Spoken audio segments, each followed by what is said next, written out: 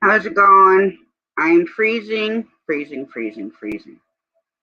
And of course, turned my heat on that hasn't been on since last winter and sets off my smoke detector and it won't shut up. So might have to vacuum out my propane stove.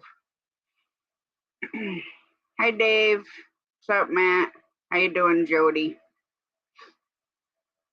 Oh, I feel like it's gonna snow. I have like a t-shirt, a sweatshirt, and then my hoodie on, and I am still freezing. Hiya, Johnny. And I know everybody has been wanting an updated version of, video of Baby Mouse. I did a short that's uploaded finally, and then I also did a video. So, what's up, Big Matt?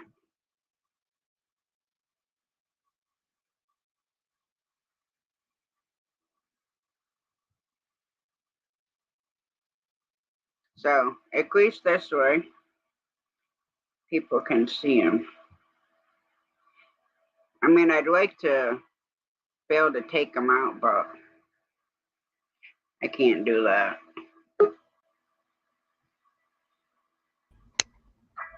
What's up, Wayne? Nothing much. Thanks, Dave. I seen it. He is definitely cute. What's up, GWT? And yeah, typically it does help to subscribe to get notifications, because that's what happened to me with CNC Farm. I'm trying to do the mail call and it's not letting me at her channel. So I'm like, well, I got to back out, and then I had to go to her channel, and then wasn't subscribed to her anymore. So then I had to do that and go back and start uploading it again. And then I hate when you're doing the description or like even a title part of it. It cuts it off so you can't like see what it's saying until you upload it, and then I can go back and edit it, because it only show like the first little bit, and then it's like gone. So, what's up, Wayne? Nothing much tonight. Nothing much tonight. You want me to go meow, meow, meow, meow, meow? No. I would do that on my channel. I had that on my restream. The guy got the shirt. I gave it to him today. Oh, did he? I came over and got it. You wanted to pay me some more money for it. And I said, you already paid me for the shirt already. What do you want to pay me again for? And he was looking at it like I was dumb. I said, you want me to pay more money than me? What are you, crazy? So why can I understand like giving me a tip or something? He did give me a tip. He said, here, take this. I said, all right. He's going to come back and get more shirts. He's going to bring them back. So I'll see what happens tomorrow. Yeah. My mom got home today, and she found me this little backpack carrier that goes on the front of you, so I can put Bear in it. So I put him in it when sitting in Mom's, and I was having a cup of coffee and chatting with her. And at first he didn't really like it, and then he started falling asleep. I'm like, okay. Because that'd be cool, that'd be good to have if I wanted to go for like a long walk, let him walk a little bit. And Yeah. then when he gets tired, then I can just pick him up and throw him in that. Mm-hmm. Of course, I've been eyeing up my aunt's dog stroller. I seen someone put their dog in it, the small dog, and they push it around with the dog inside of it. Yo, they actually have dog strollers. I know, I seen So them. you're talking big bucks, and you could actually take a children's stroller, find a used one that has the top that comes out, and you Uh-huh. could make the mesh on the side of it. Just use like a Velcro or, pin it or whatever, Yeah. instead of having to spend like hundreds of dollars to Right. um, get an actual pet stroller. Mm. Because you can find strollers for free a lot of times on the side of the road.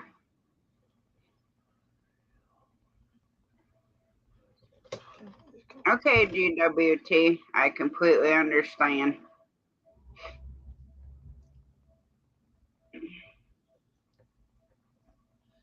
And if you guys type art, ART, Nightbot will drop your link. Can't talk tonight because it's too damn cold. Mm. And then, of course, I didn't think about making my tea again. Go make some. And just put your camera on pause and go make some. Yeah, it's 40 degrees right now and feels like 34. So I said, go make some and warm yourself up. Yeah, I Get will in a ready. little bit.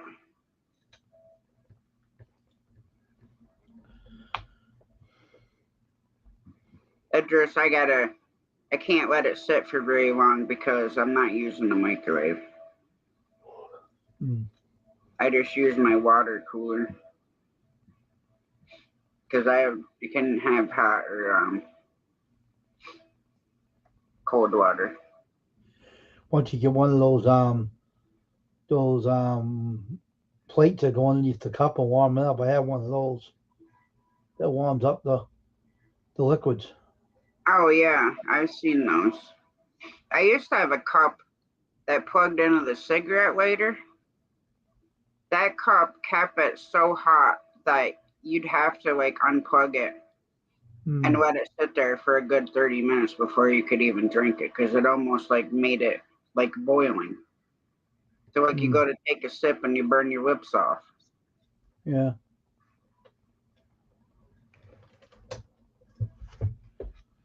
Mm. I appreciate you coming over, Dave.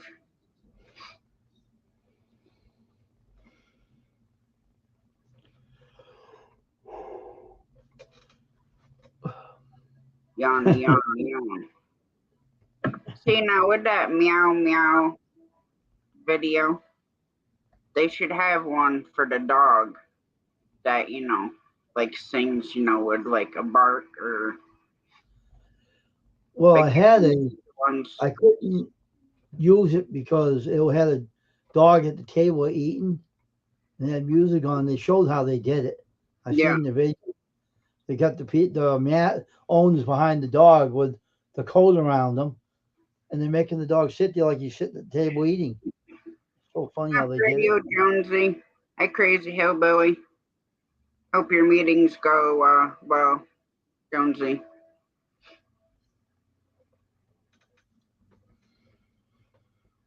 But yeah, I watch a lot of those shorts, like with the cats and dogs. Mm. And there's one where there's like a buck standing in the people's front yard, and their cat goes up to the buck and slaps him right in the back leg, and the buck spins around, and then they're Mm. like sniffing each other. Mm.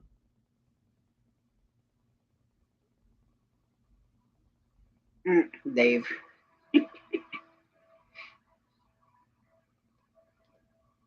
Yeah, I can understand that.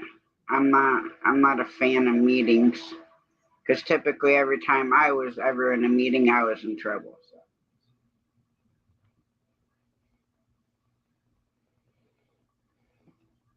Especially when I'm driving truck. if safety called you in, it was always about your logbook.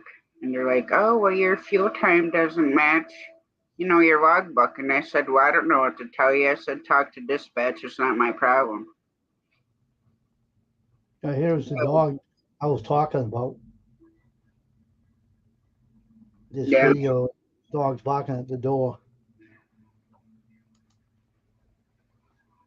What's up, Brutal Bob?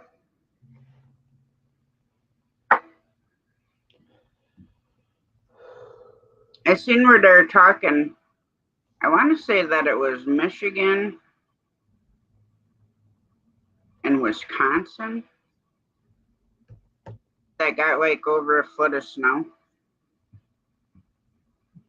I'm like, yeah, y'all can just keep it right the hell over there. Because I sure in hell don't want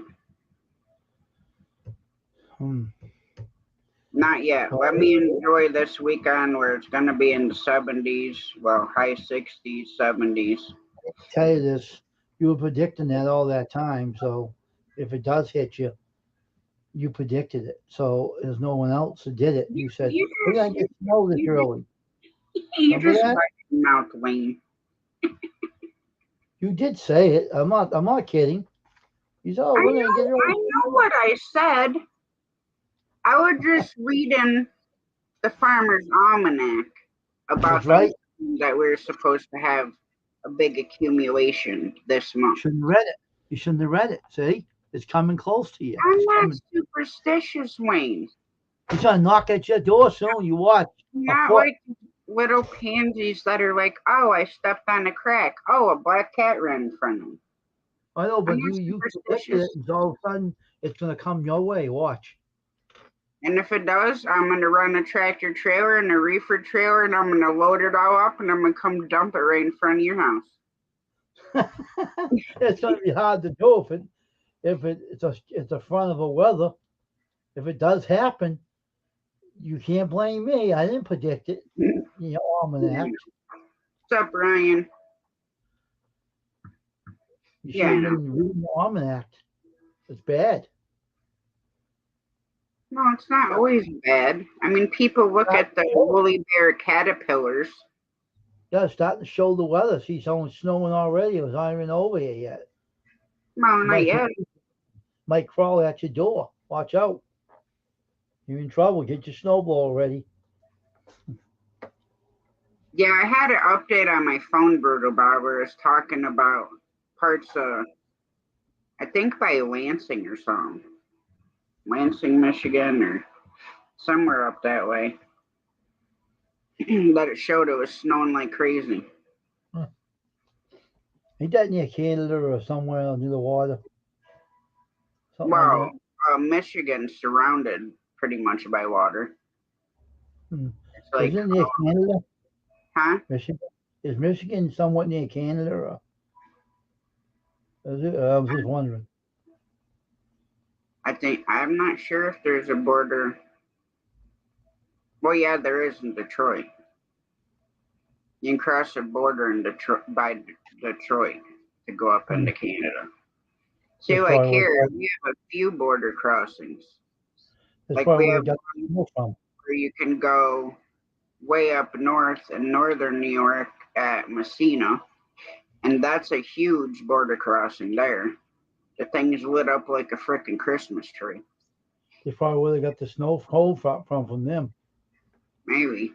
And then there's another one by Ogdensburg, which is, I don't know, a little way south of Messina. Mm-hmm.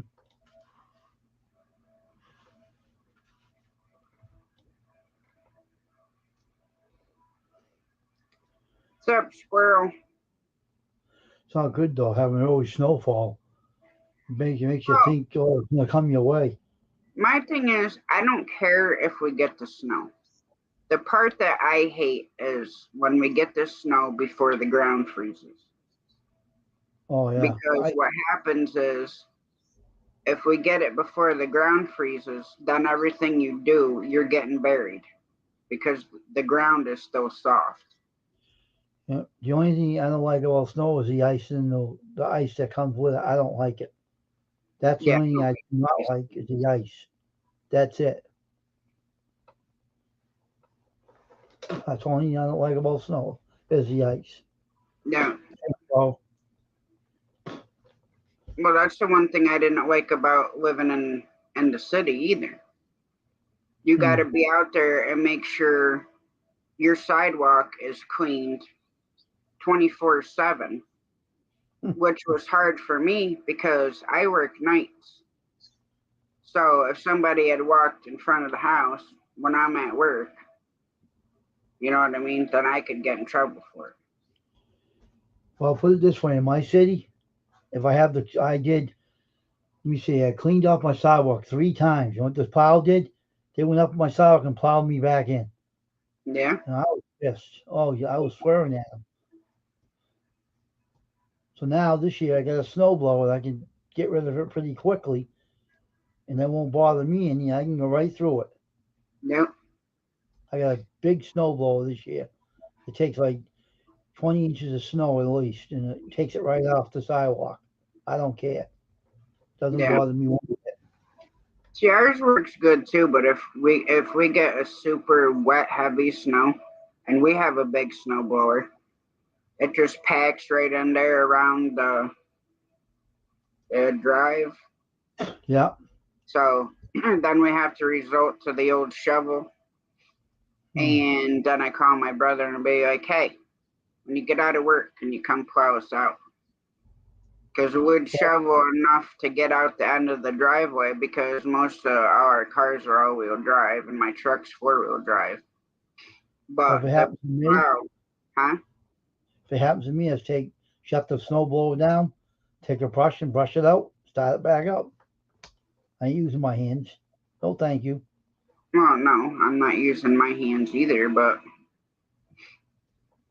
you can't even you can't even get a foot when it's that wet and that heavy. And then Hmm. forget it if the garage roof unloads between my house and the garage, you ain't snowballing it. It comes off there and it packs like concrete. So you ain't getting through it unless you got a plow. That's what they call rakes for the roof for. You got that for the roof too. Well, do you want to stand there with 100-foot long pole Yeah, to rake the I've roof done, off? I've done that before. Yeah, well, I'm not raking it when it's like this pitched, Wayne. Because you know what? I have had snow come off a roof and drive me right on my ass. And it's not a fun time. Like the whole roof I unloaded. know you say some funny stuff, man. I'm telling you. How you come out and said that? Well, it's the truth. Because you can't get away with it once, even with a rake. Once you start pulling it and you have a super pitched roof, if you don't get out the way, I couldn't get out the way. And it come right down, boom, right on the ground. I had it packed in my coat Well, I have all a the roof way up that to my neck. I got a roof that heats up the snow and knocks it off automatically anyway, so I don't do nothing. So I'm fine. I don't have to do anything. I'm in the house. I hear it hitting the ground. Well, lucky you, Wayne. Cost enough money for that damn roof. Why wouldn't it do it? Came from Canada. Yeah. The one thing I definitely wish we'd have put in is heated floors. Hmm.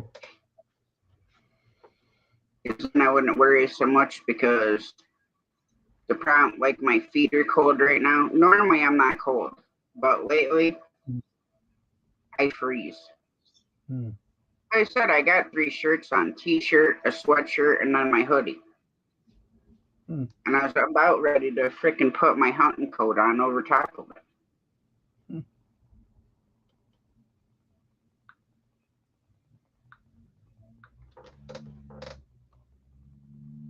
How was your day, Bruno Bob? Here, before you go back to sleep, come here so your buddy Wayne can see you. Never can Teddy bear. feel cute Looks like a play. teddy bear, like one of You those stuffed never animals. can feel cute play. It's like a stuffed animal. So it looks like so adorable. Yeah.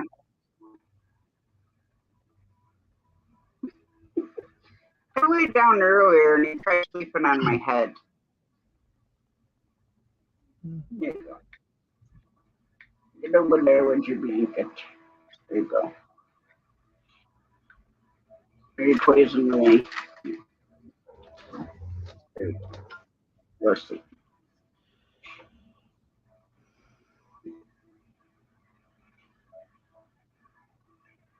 Brutal Bob, that's normally me. Like I am constantly hot. But for like probably the past month and a half, I freeze.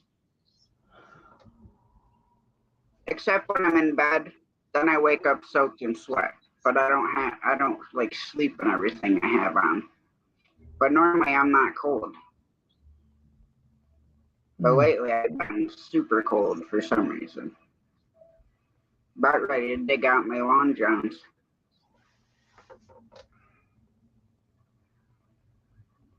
Mm.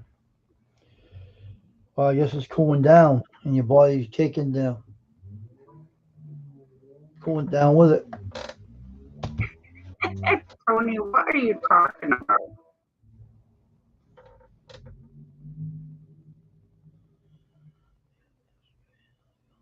Well, I don't understand some channels either, but some of them I try not to understand because then it just makes me want to bang my head off the wall.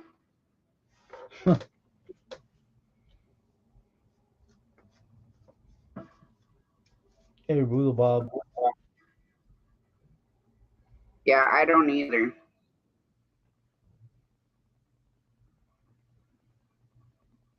But hey, we're all different. We all, you know, Mm. run stuff a lot differently. But yeah, a lot of it I don't get either.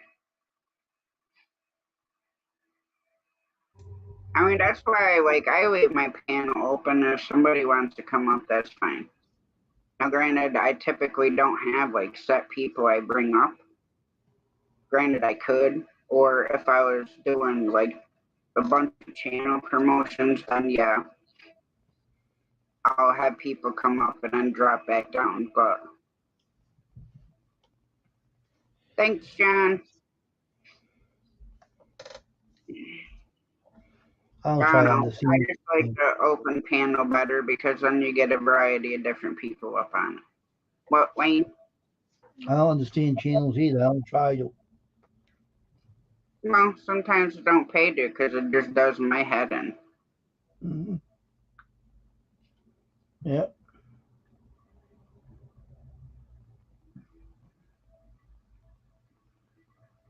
So did he? I take it he really like. Now that was the one with the car, right? The truck. No, the car. Yeah. The car. He liked it. And you did all the colors that you were saying, the red and the yellow. Yep. Yep. It's all done. That's cool.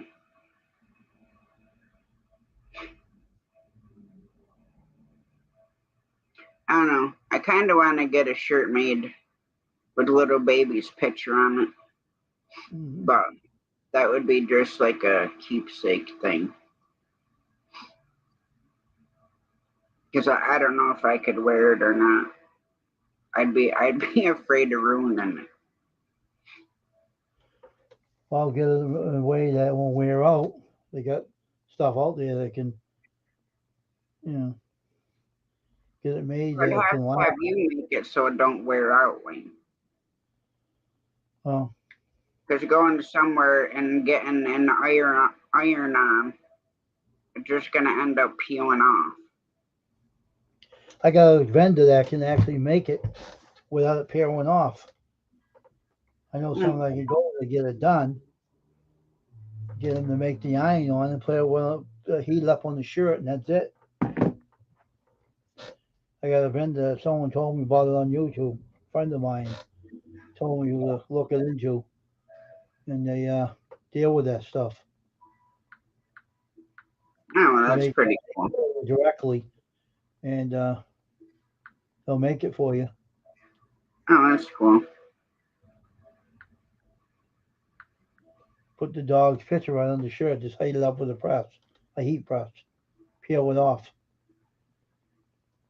Yeah, well, I've had them done at the fair, and Hmm. those things don't even last like a month and starts peeling off already. This will though. This will last a lifetime because it's made by Plastro Ink. It's made with Plastro Ink. Yeah, even like when I do my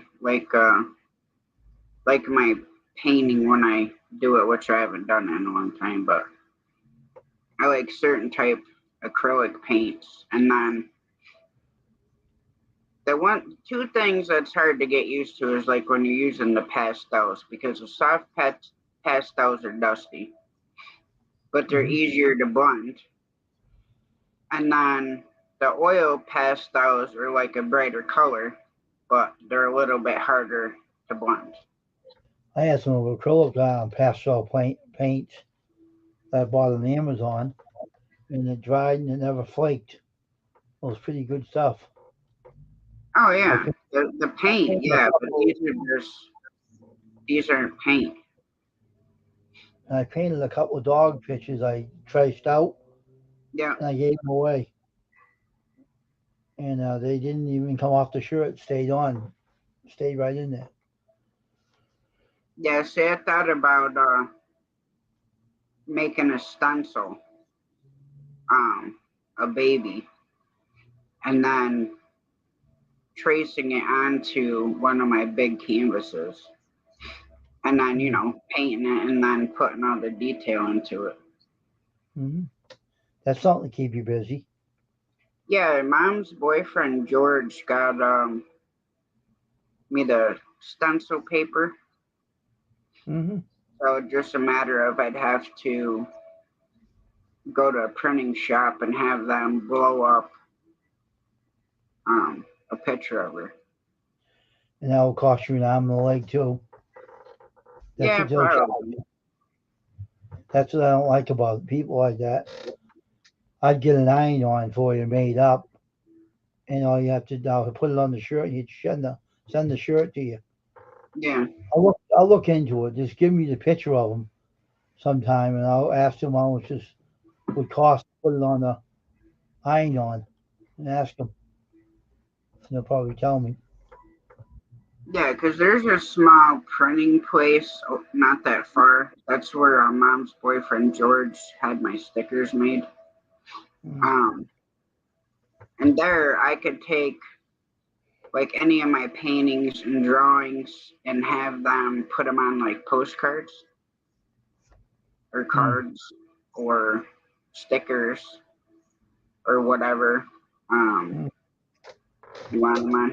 Hey, Pixel Chick, I'm doing okay tonight. Heck of a lot better than I was yesterday.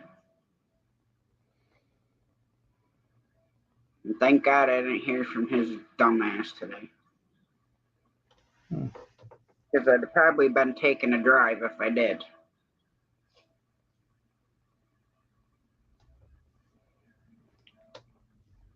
Sup, Wendy?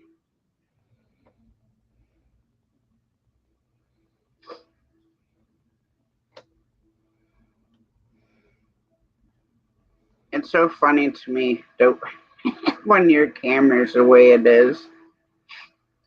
What about you? Can't see me No, no, I somehow. tell you all the time, it looks like you're slithering right the hell out of your chair. That's where the camera's set out. I make it look like that, but I'm not. I know, See? because you've adjusted it before, but the way the camera is, and then you're like leaning down like that, Now it's looks better, like right? you're slithering right out the chair. Okay, Mm-hmm. John, enjoy your fried chicken potato salad because that sounds absolutely delicious. I made egg salad today.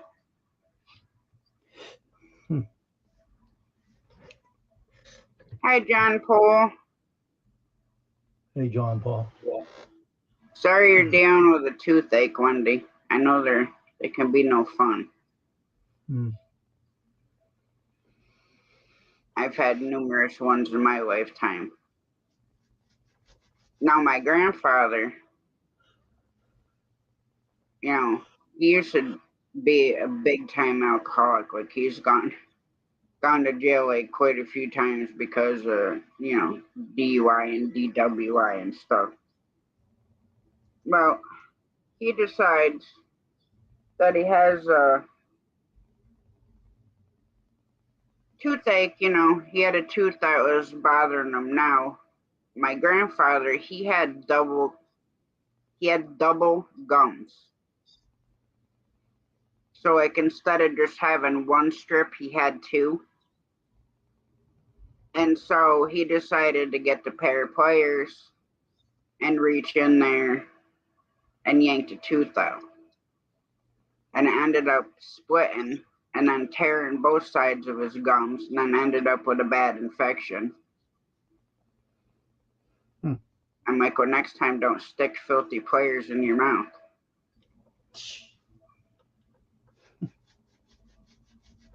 Yeah, I've been dying for a big, thick steak myself. Like about yay thick. But of course, I ate all the steaks from the cows. I never saved Mom any. Because she'll be like, aren't there T-bones in there? And I kind of like look down. I'm like, no, because I ate them all. She's like, I didn't even get one. And I said, hey, you snooze, you lose.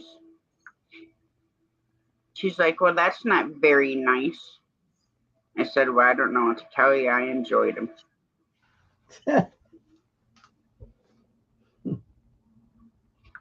And the only thing I don't like with this guy that my brother used is like they have these little tiny steaks, like this in the package.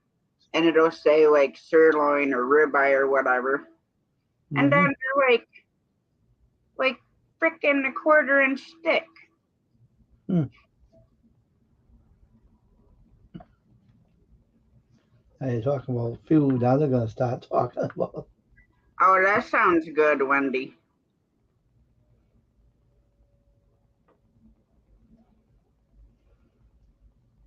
Yeah, I can understand that.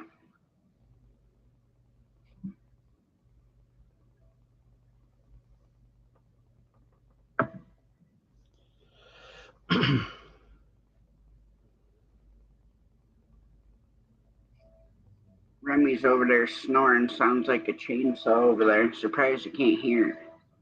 Hmm. Because he's all.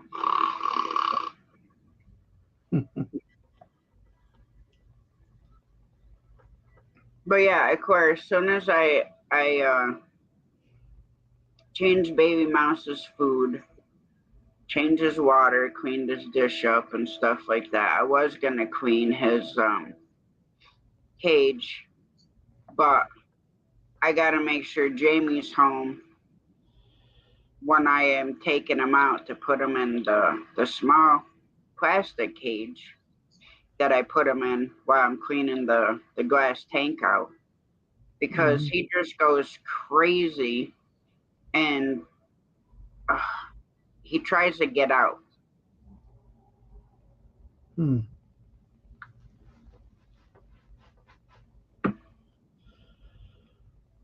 And you definitely don't want a mouse, even one, running around in the house because they stink.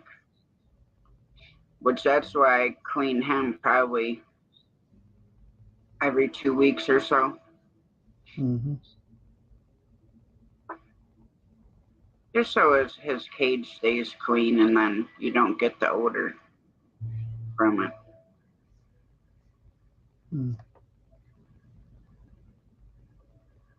Oh yes, these thin ribeyes would definitely be good for that. Or even stir fry.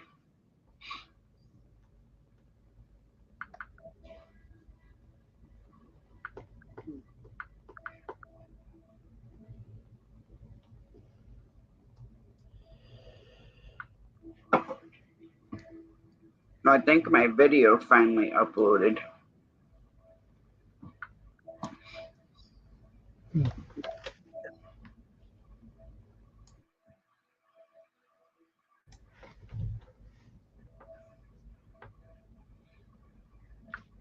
And then I was talking to Mom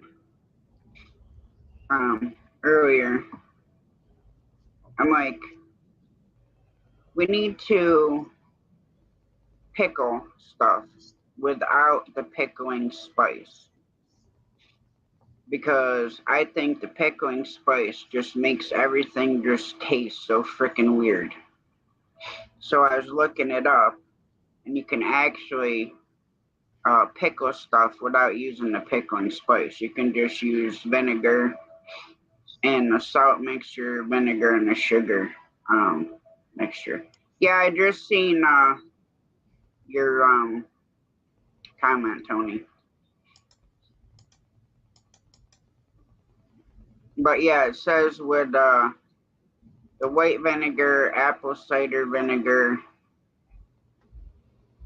the wine. The only ones you can't do it with are balsamic and the rice vinegar. That'd be cool. I'm looking at some. Huh? I'm looking at some panel and wall stick paper. Yeah. I'm gonna put in that small closet. That will kind of look like that. Let me show you. Like this. Oh, I like that. Almost looks marbled. Yeah, it's like a brown. Looks like wall paneling. So I'm thinking about doing that small closet over the sheetrock. Yeah. So I told because my Graham's neighbor Steve, he sent Mom home with a jar of pickles. Now his did not have any type of pickling spice at all in the jars, nothing. And when you ate them, it tasted just like almost like a store bought pickle. Like it had a lot of good flavor without the overpowering of the pickling spice. So I told Mom I want to do the beets without it. And then of course I want to like can some and then pickle some and then slice them up so then we can just eat them that way.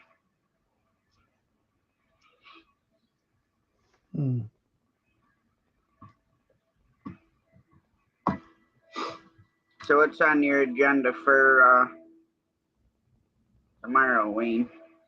I don't know. Maybe the guy will show up. I don't know. Yeah. With the more work for me to do with those shirts, I don't know. Well, it'd be good if he did.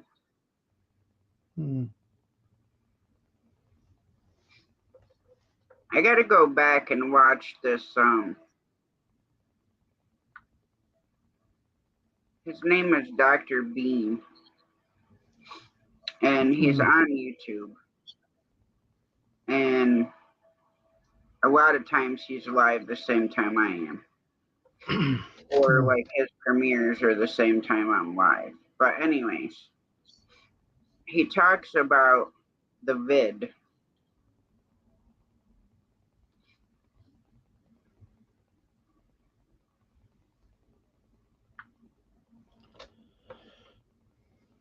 See, I think that's my problem is I don't like the mustard seeds or the dill, even if we use fresh. I don't know why I don't like the taste of it.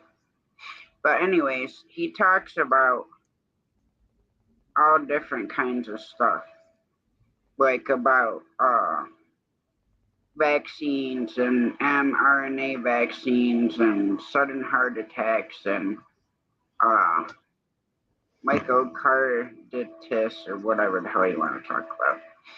But he talks about all this kind of stuff with vaccines and where you can have the blocks for SARS and the vid, and he talks about like how your immune system reacts to this stuff. Mm-hmm. So he talked. I mean, it's super interesting, but I haven't been able to get back over and catch another live yet.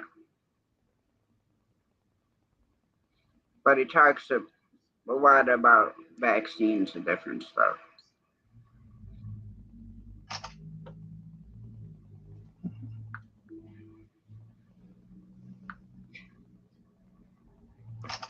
Yeah, well, that's why we're gonna do the pickling with just vinegar.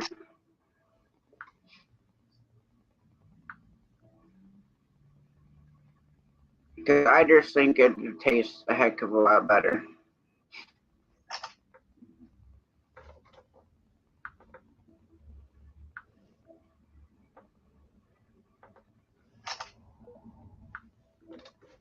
Well, yeah, I mean, when we did the pickled eggs, granted, yeah, still use, form of pickling spice. But we did ones with garlic and red onion. And those came out really good. And then we did some with jalapenos.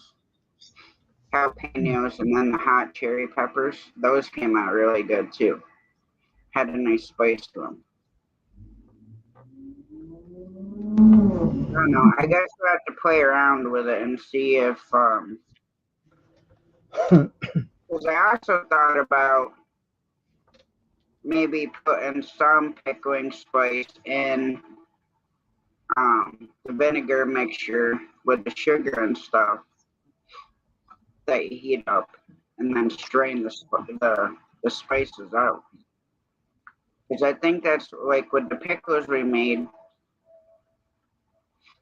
the spice is just way overpowering, and that's all you can taste. You can't even really taste the pickle.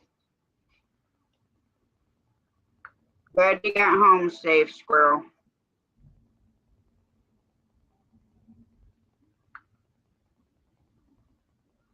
Yeah, I don't see why you couldn't do that. Or you could make habanero pickled eggs. Those would be good too.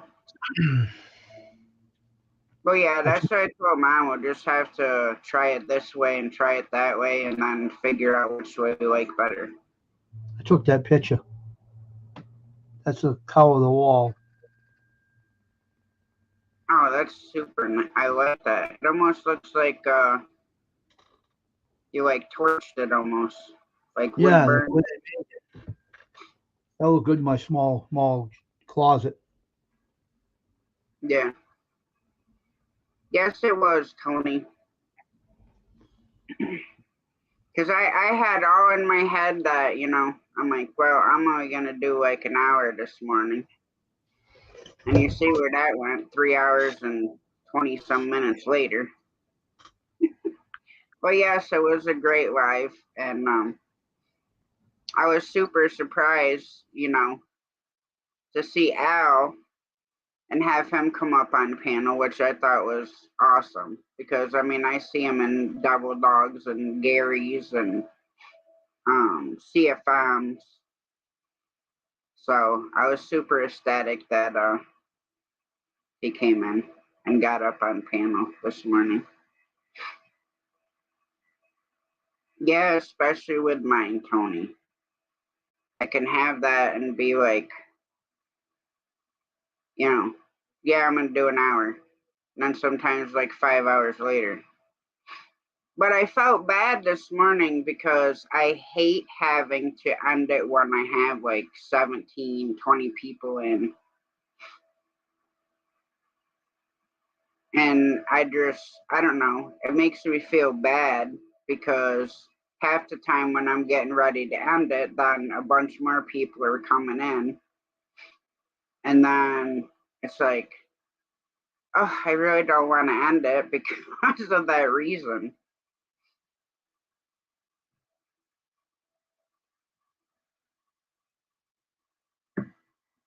Yeah, but when you do the Wheel of Fortune one, I could see that one going like hours.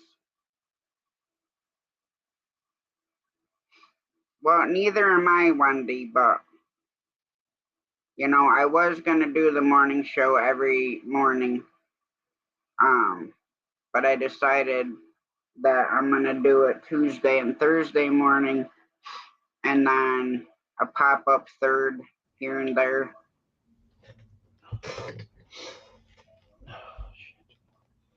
Yeah, I know, Tony. I know. And I know myself, I'd end up going straight for 24 hours because everybody would be coming in, and then I wouldn't want to end it. I'll be right back, Wayne. You hold it down. Okay. I need to make a cup of tea. All right.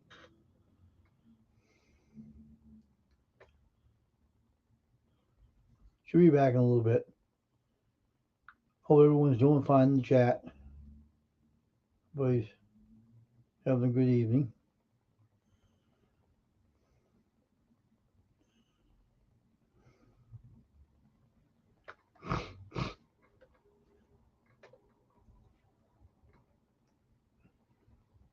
Hey, Southern Sound and Grown.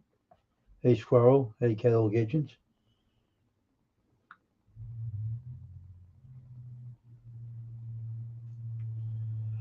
Spencer, 17 Prospecting. Howdy.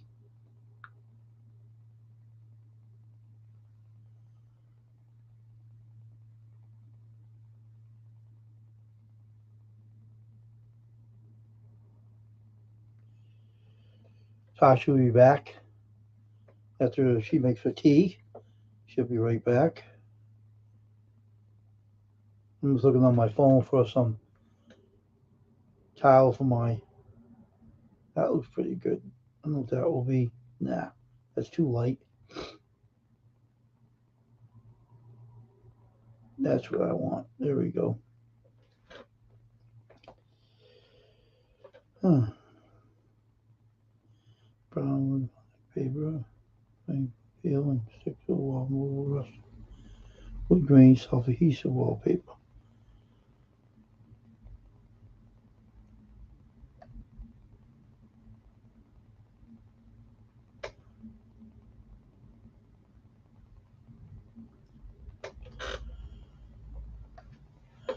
Hey, Chief Jenkins. Salute. Well, Tasha will be back in a bit. Yeah, I'm a host of my own channel as well, so I can talk up a storm, believe me. I'm no problem with that at all. Yeah.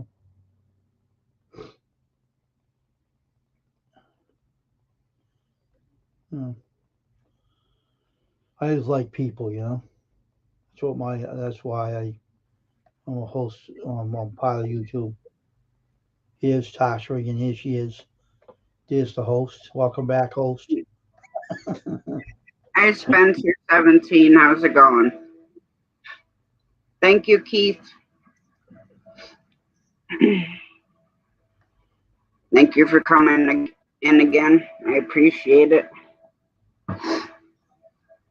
And I'll be waiting for another one of your lives too.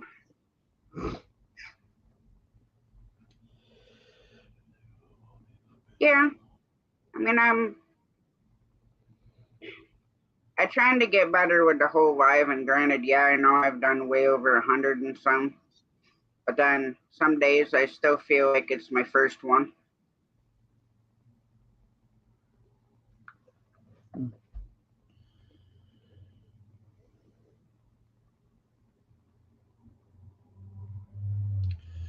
Tasha, you'll get used to it. I'm working on it, Wayne. I'm working on it. Some days, like I said, some days it feels like I'm doing my first one and I feel nervous, and then it's like, okay, am I gonna sit here and just not say anything at all? Believe me, it's nothing to it. I do it all the time. Nothing. No problem. You'll get used to it.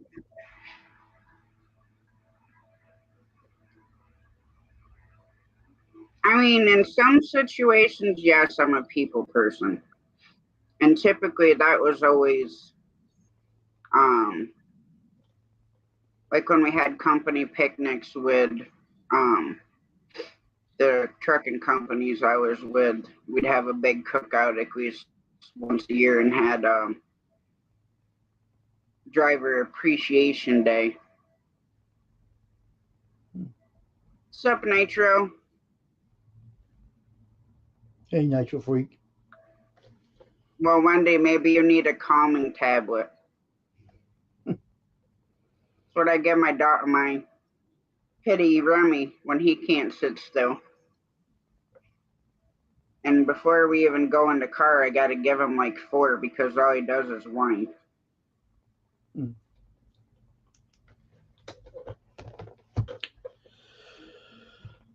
Mm. And if anybody else would like to come up, the link is pinned to the top of chat.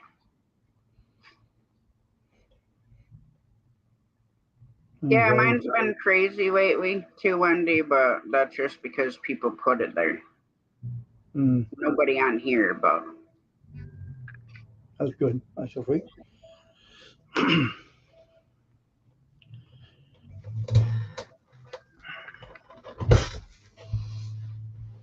yeah, I still have a couple pieces of gummy that Jamie got to one day, but I haven't tried them, but let me tell you, it made her freaking high right off her ass. She was sitting there like this watching TV.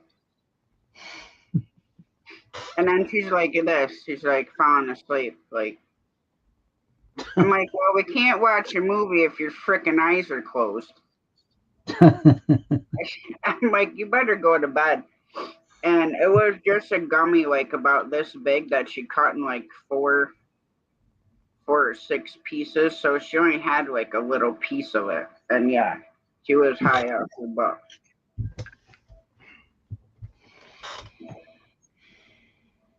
Did they help, Wendy?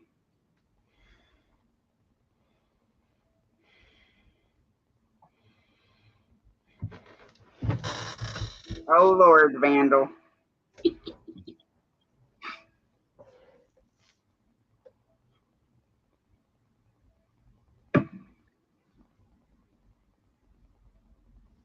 Now, I used to have the medical card to be able to go and get the medicinal stuff.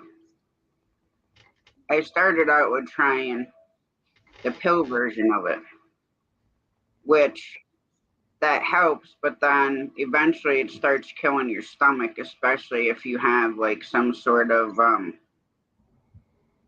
gastrointestinal stuff. Fantail the land. Huh. How you doing?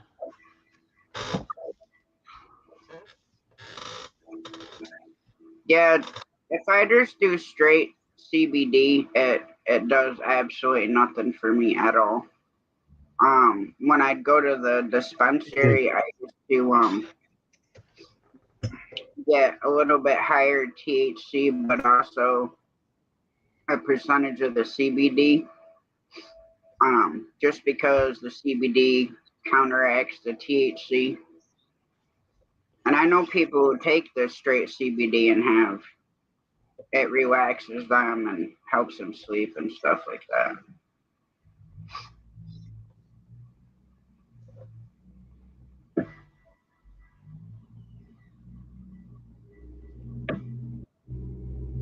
Well, so I tried the pills first. Then they also have a liquid. Now, directions on the thing are take this much, put it under your tongue, and wait whatever amount of seconds. Well, I did that and then ended up hugging the porcelain god. And then I'm like, nope. So I used to have to put it in uh, my almond milk and mix it up and then chug it like you're shooting a shot. And that's the only way I could do it because it tastes absolutely disgusting. Hmm. Then, of course, smoking it is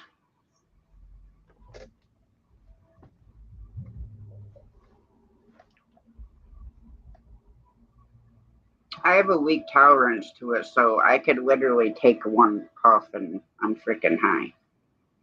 That's the one thing I don't like about it. It does relax me, but I'm freaking high off my ass, and then all I want to do is eat chips and chocolate and whatever else I can find.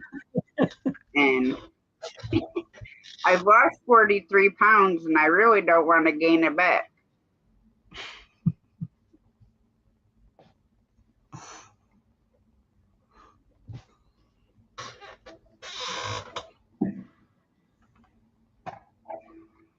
Pretty much, Nitro, pretty much. I mean, my head feels like it's this big because I'm so freaking high. And it feels like I can't hold it up, like my head just going like that.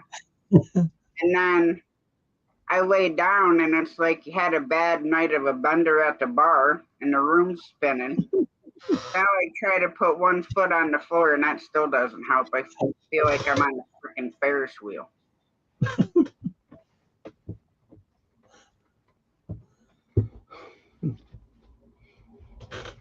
Yeah, I'm super sensitive to it.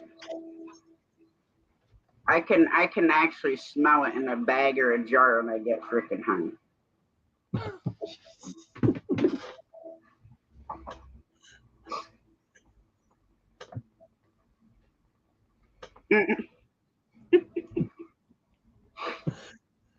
Me too. But yeah, I think I have to tell you my story because you think you're laughing now. Okay. So, my best friend and I go to North Carolina to see my first husband's son, which I married a guy way older than me, but that's irrelevant. But anyways, so we go down and his roommate, um, yeah, that could be too. So anyways, his roommate smokes a lot. So he knew a guy. So I want to say in a day and a half, we probably spent $200 on just weed. So there's like 20 of us in the house and we're all smoking. And I'm like so stoned I can't even think. And my best friend looks over at me and I don't know what the hell is going on with me, but I was like laughing and crying and hyperventilating.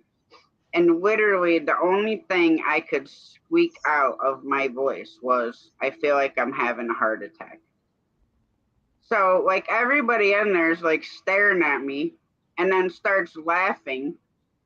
So then I'm like even more super hyperventilating. And then of course I'm still laughing and crying all at the same time. So now my best friend, she's not a small person.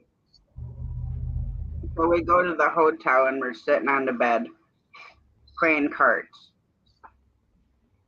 So all of a sudden, I see her take her shoe and wipe it down the wall. And next thing I know, now this is from a standing position, she leaped across the bed like she's a freaking deer. And she's like, we're out of here, we're out of here. There's cockroaches everywhere. What's up,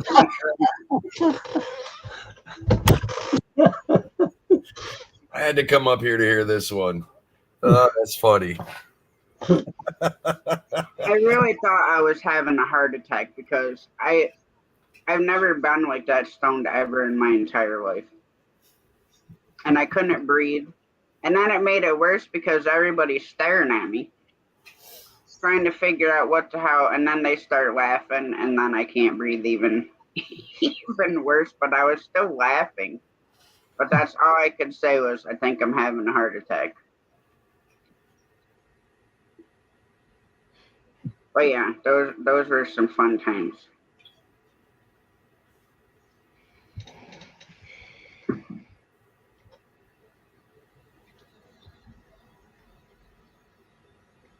And the other time I got super stoned like that, I ended up falling asleep in my dog's bed under my arm wrestling table.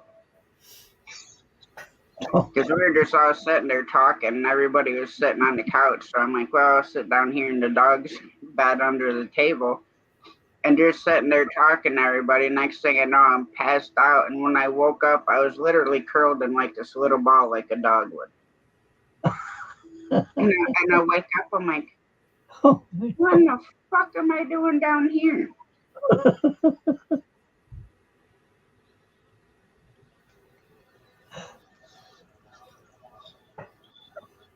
You reminded me with that story of when I used to watch fucking South Park, Mr. Mackey, the little cartoon guy with the huge head. He Yeah. said I couldn't hold up my head.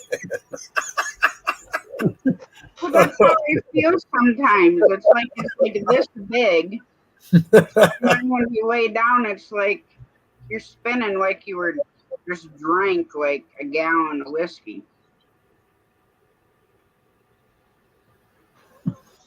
Everybody's always interested in the 70 Camaro Southern sewn and grown. But yeah, it's not like a medicine. I have a super high tolerance, but when it comes to that, I have a super low tolerance. And it's just crazy because when I was in my 20s, I would smoke from the time I get up for 3 days and not even go to sleep. And it didn't, I'd have my moments where I'd like pass out, but not like now.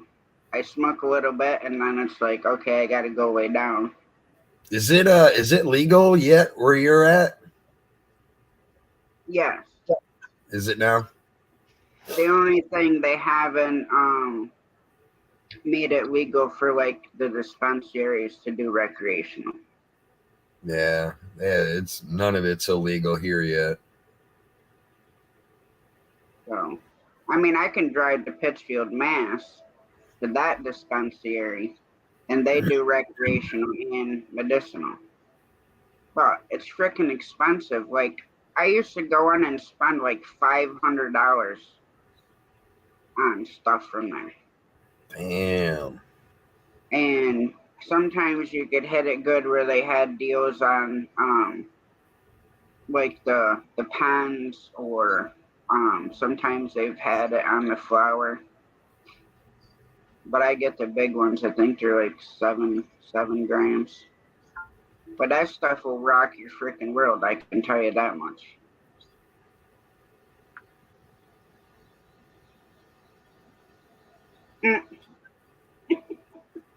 I didn't do it, Wendy.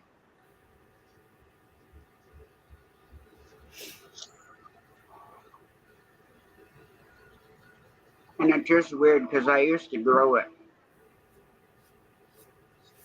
And we'd cross it. You're dead, Rich. And that stuff, you took a couple puffs and that's it. You were done. Done. Don't ever scrape your scissors and smoke that because you ain't getting off the floor. I can tell you that much. That's funny. What's up, CFM? Yeah, but this morning, that was awesome.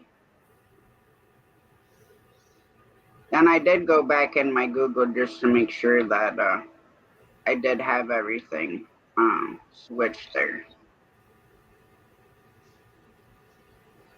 So at least now I should get all the notifications on what's going on and stuff like that. Hopefully soon you should be getting your community tab. Hopefully. Well, I can't wait till we get that part. And Rich, I did do an updated updated video of Baby Mouse. I saw that tonight. Yeah. And no, he's not tamed, so his devil dog asked if he was tamed. Now, he was fine when he was a baby because his eyes and ears were closed, and then he was still fine for the longest time until I started weaning him off the formula. Then he just started being nuts, and he's even more crazy now. I ain't gonna let him go because I hand raised him, and my mom's cat's a good mouser.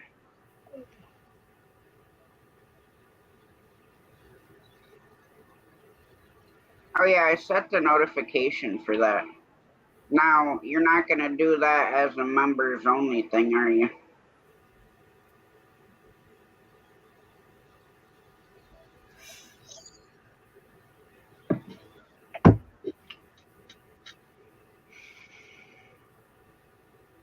But yeah, I was surprised when Al came up. I've seen him everywhere. I've seen him on lives and stuff.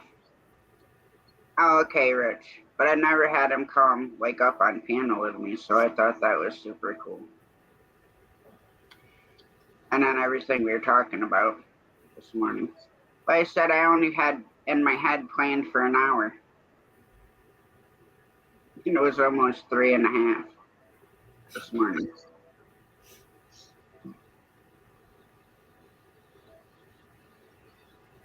Actually, I'm gonna go double check that.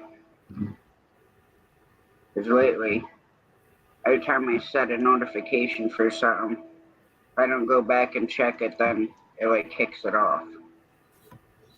See, it did. Oh, that's in 2 days.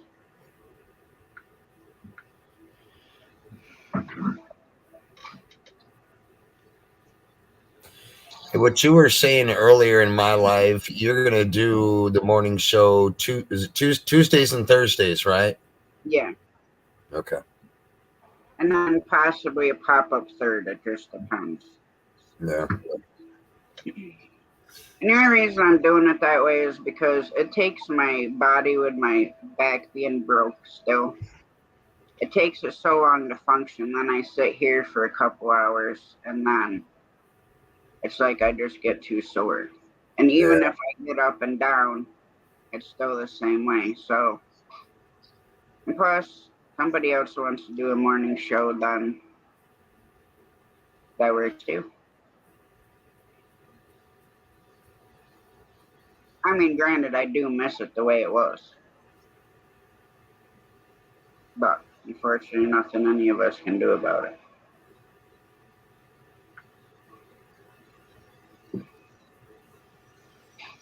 And it's sad because he was at 903.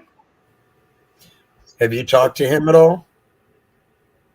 No. Nope, he hasn't even looked at the last message that I sent him. Crazy. And like I said before, I mean, we've talked about all different kinds of stuff.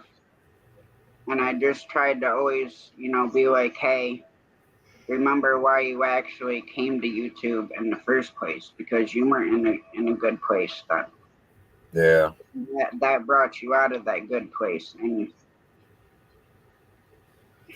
I don't know, I don't let anything on here bother me. Granted, I may get annoyed sometimes with people, mainly because of how they're acting and how they're treating other people.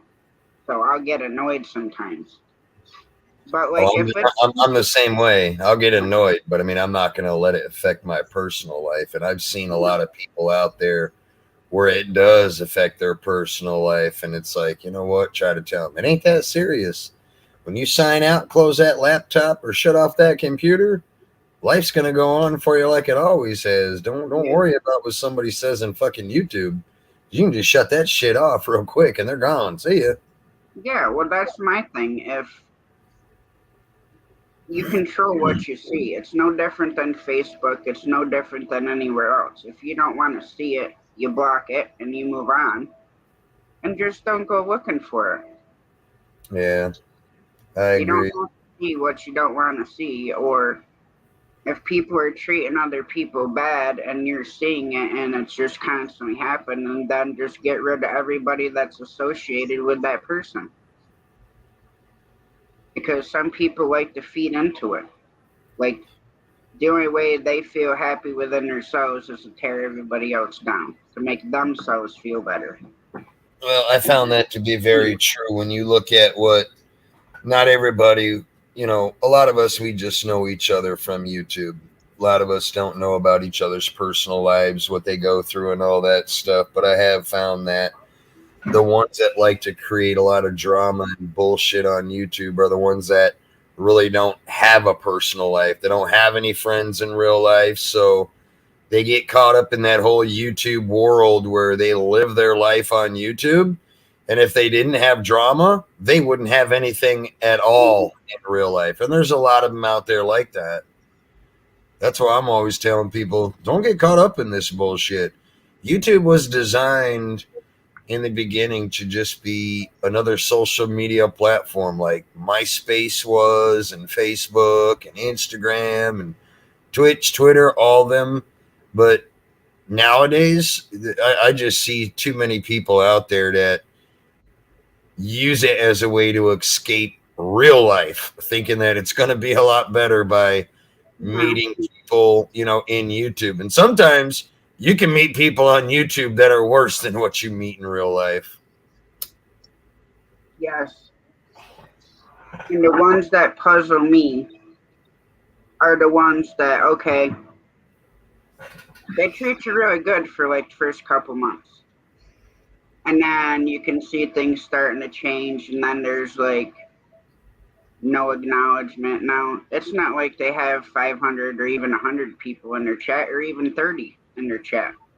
There's still no acknowledgement when it gets to that. And those ones, I block, I unsub, and I move on. Typically, I don't unsub for the simple fact I don't want people doing it to me. Yeah. Granted, yes, you become a dead sub and blah, blah. I still may go and watch a video, but I'm not going to have like any type of more interaction than whatever. But, I mean, you have clips on here the same as you do in real life. Same. And sometimes on here, like certain aspects reminds me of freaking grade school. Yeah. Where, oh, you got this little click, and oh my gosh, well, you said this over here, and then, oh, you came back and said that. I'm like, I don't give a shit. Go with your own shit. See a lot of that. YouTube was always easy for me to adjust to, just because I spent 23 years in the Army. So I've been around the world and back. I've seen all walks of life. I've seen the best. I've seen the worst. And I've learned that being on fucking social media anymore is no different than being in another country, seeing how they do it over there, or how we got the horrible people here in the United States. There's always people out there that are just there to fucking create drama because they have nothing else. And a lot of them create drama because that's their way to try to, intimidate or bully people, because they knew if they did that shit in real life, they'd get their teeth knocked out really, really quick. It's easier to talk shit behind a computer screen where nobody can get to you. And that's why a lot of them do it too. Right. I've had people do that to on the phone. Like, you have a fallout with a friend, and then their spouse or their mother calls you and, starts screaming at you. I'm like, well, here's my address. Show up at the door. Let's go. No, it's actually funny because I've done that. I used to have a guy that used to troll my channel, and he trolled it pretty hard. But what was crazy, when he had his channel, he would use his real name. So I went on Google and searched his name, and it's a matter of public record. His fucking phone number, his address is on there. And the crazy thing is he lived right here in the city I'm in. And the worst part about it, he lived 2 blocks over from where I did. Now, I didn't know if this was a grown man, if it was a kid, because he never told his age, never said nothing. I got his address, and he actually got my channel one day and was like, oh, well, I'll beat your ass, blah, blah, blah, blah, blah. So, and I told him, I said, whatever, dude. You keep running your mouth, and it might be somebody like me that might show up on your doorstep. You don't know that. You need to be careful who you're fucking with. So he gave me the open invitation. I told him, I said, well, I got your address, man. It's easy to find. You can find personal information about anybody on the internet. That's part of what I used to do for the military. I can find anybody in the world that doesn't want to be found. I will find you. And that's exactly what I did with this guy. Lo and behold, This was a 16-year-old kid, but when he talked on the internet, he made himself seem like he was a grown man. So Yep. when I went to the address, I knocked on the door and a lady answered the phone. Or answered the door. So I'm sitting there talking to her and she's asking me who I am. I told her I was, introduced myself, was very polite, and I said, look, I run a YouTube channel. I live 2 streets over, and I got a YouTube channel, and I got somebody with this and this name, and I looked up the personal information on the internet, and it shows this address. I said, do you have a husband, a boyfriend, somebody by this name that lives here? He's like, well, my husband passed away a few years ago, but I have a son by that name. Oh, I was like, holy shit. So I let her know what was going on. And she was very, very furious. I showed her the live feed on my phone, played it back, what he was saying, and she was appalled by it. She knew by some of the stuff that he was saying that was her son. So I asked, I said, well, how old is your son? And when she said 16, I said, well, yeah, he's a minor. I'll let it go. And I said, I appreciate your time. I don't want to cause no problems or anything. I said, I'm just going to leave. She's like, oh, no. You wait right here. She's like, in fact, would you like a beer or something? And I said, well, sure, why not? So she's like, have a seat here on the porch. So I'm sitting there on the porch drinking a beer. She goes and gets her son, and he's upstairs on the computer, and come to find out, he was in another stream trolling another adult stream. I could hear her through the front door chewing his ass for almost 15 minutes, and then I hear her say, by the way, I need you to come outside with me for a minute. When he walked outside and saw me sitting on the porch, it was like this kid seen a ghost or the Grim Reaper, like his soul had been ripped right out of his chest. He knew exactly who I was without a doubt. And the look on his face, like he was so shocked, like, how did you find me? And so I'm sitting there, and his mom's like, could you reiterate to me what's been going on in your life? So I'm reiterating the story in front of her, and he sat there trying to lie to his mom. So his mom had her cell phone and brought up my channel to that specific live stream. And man, she threw him an ass beating in front of me that my ass hurt. My ass hurt after seeing it. She made him apologize to me and everything. And I'm like, look, ma'am, you ain't got to go to all that. He's a minor. Had he been an adult, this would have been a whole different situation. And, Yep. And I sat down and I talked with the kid. I said, look, I'm not here to scare you or anything. I said, but you really need to be careful who you deal with on the internet and what you say, because sitting behind talking shit behind a computer screen, as you see from this situation, does not protect you one bit. I was able to find you within a matter of 10 minutes. And the shocker was that you happen to live in my county, my town, 2 blocks over. He was close enough where I could walk to the damn house. And I was like, don't ever do that on my channel again. That kid never, I don't think I've ever from there on ever seen him pop up on YouTube anywhere. It was crazy. Up, Jamie. But it was hilarious. And that's why I tell a lot of the trolls, you want to sit and act tough, you better hope you live in another country, because you come across the wrong person, they just might find you. It's not that hard to do nowadays. Everybody's information out there is a public of matter, of record now. You can find, and people used to tell me that, and I used to think it was bogus until I started looking up my own name on YouTube.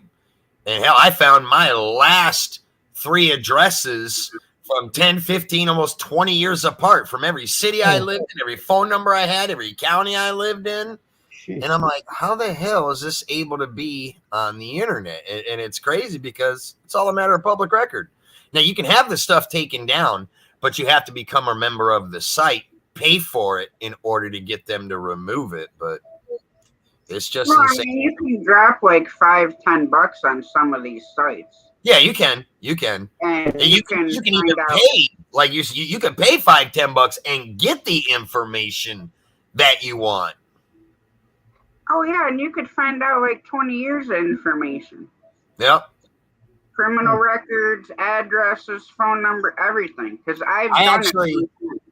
actually had to do that with my daughter's second boyfriend. She met this guy, and from the day I met him, I didn't like him. I knew there was something off about him, and I tried to tell her, and it's like, well, Dad, you just don't like him because of how he is. You know, I'm very old school. The kids nowadays, with the people that they hang out with, is very different from how I grew up.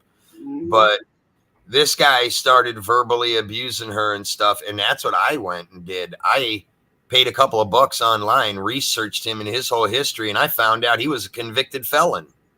Wow. And when I found that out and what he had been convicted for, which was some pretty horrible stuff, I told her, I said, that's it. You ain't hanging around him anymore. And she was only 18 at the time, but even though at 18 you're an adult, you know, still protect my baby. Well, that's my daughter. Dude, even she's gonna be 22 in February, and she's still freaking naive. And her whole teenage life, and even before she was a teenager, I'm like, shut your damn location off. I said, you don't realize how bad that is. Yeah. I said, when you have your location on for Facebook or Snapchat, or they can physically find you and you can disappear. Yep. And it's crazy because if you watch these videos and stuff, you can be gone in less than 3 seconds. Mm-hmm.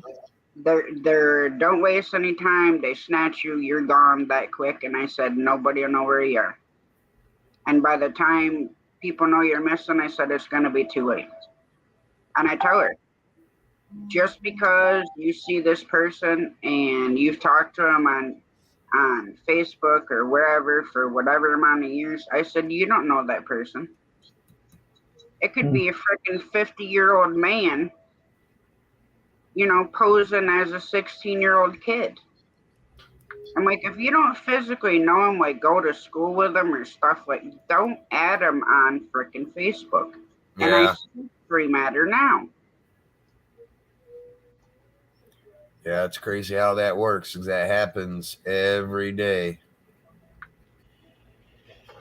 And it's scary. Like, I don't worry about my son because my son's a freaking tough ass and he ain't gonna let anything, and that's just how my son's done all his life. And Oh, it's always different with, you know, sons versus daughters.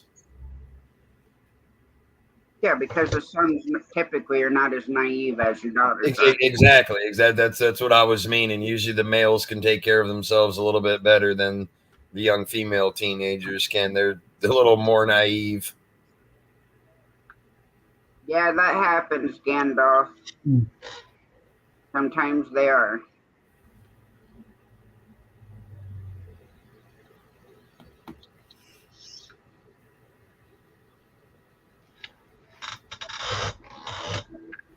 But yeah, she even now, like I was messaging her the other night on Snapchat, and she's got her location on.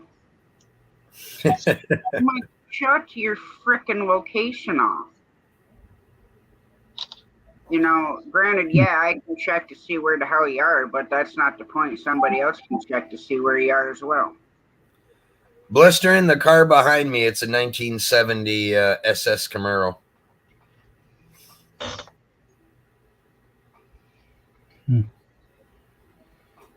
He had a 1987 Camaro. I've owned a lot of them. I've always been a gearhead my whole life. Built a lot of them, sold a lot of them, drag raced a lot of them, still drag race to this day.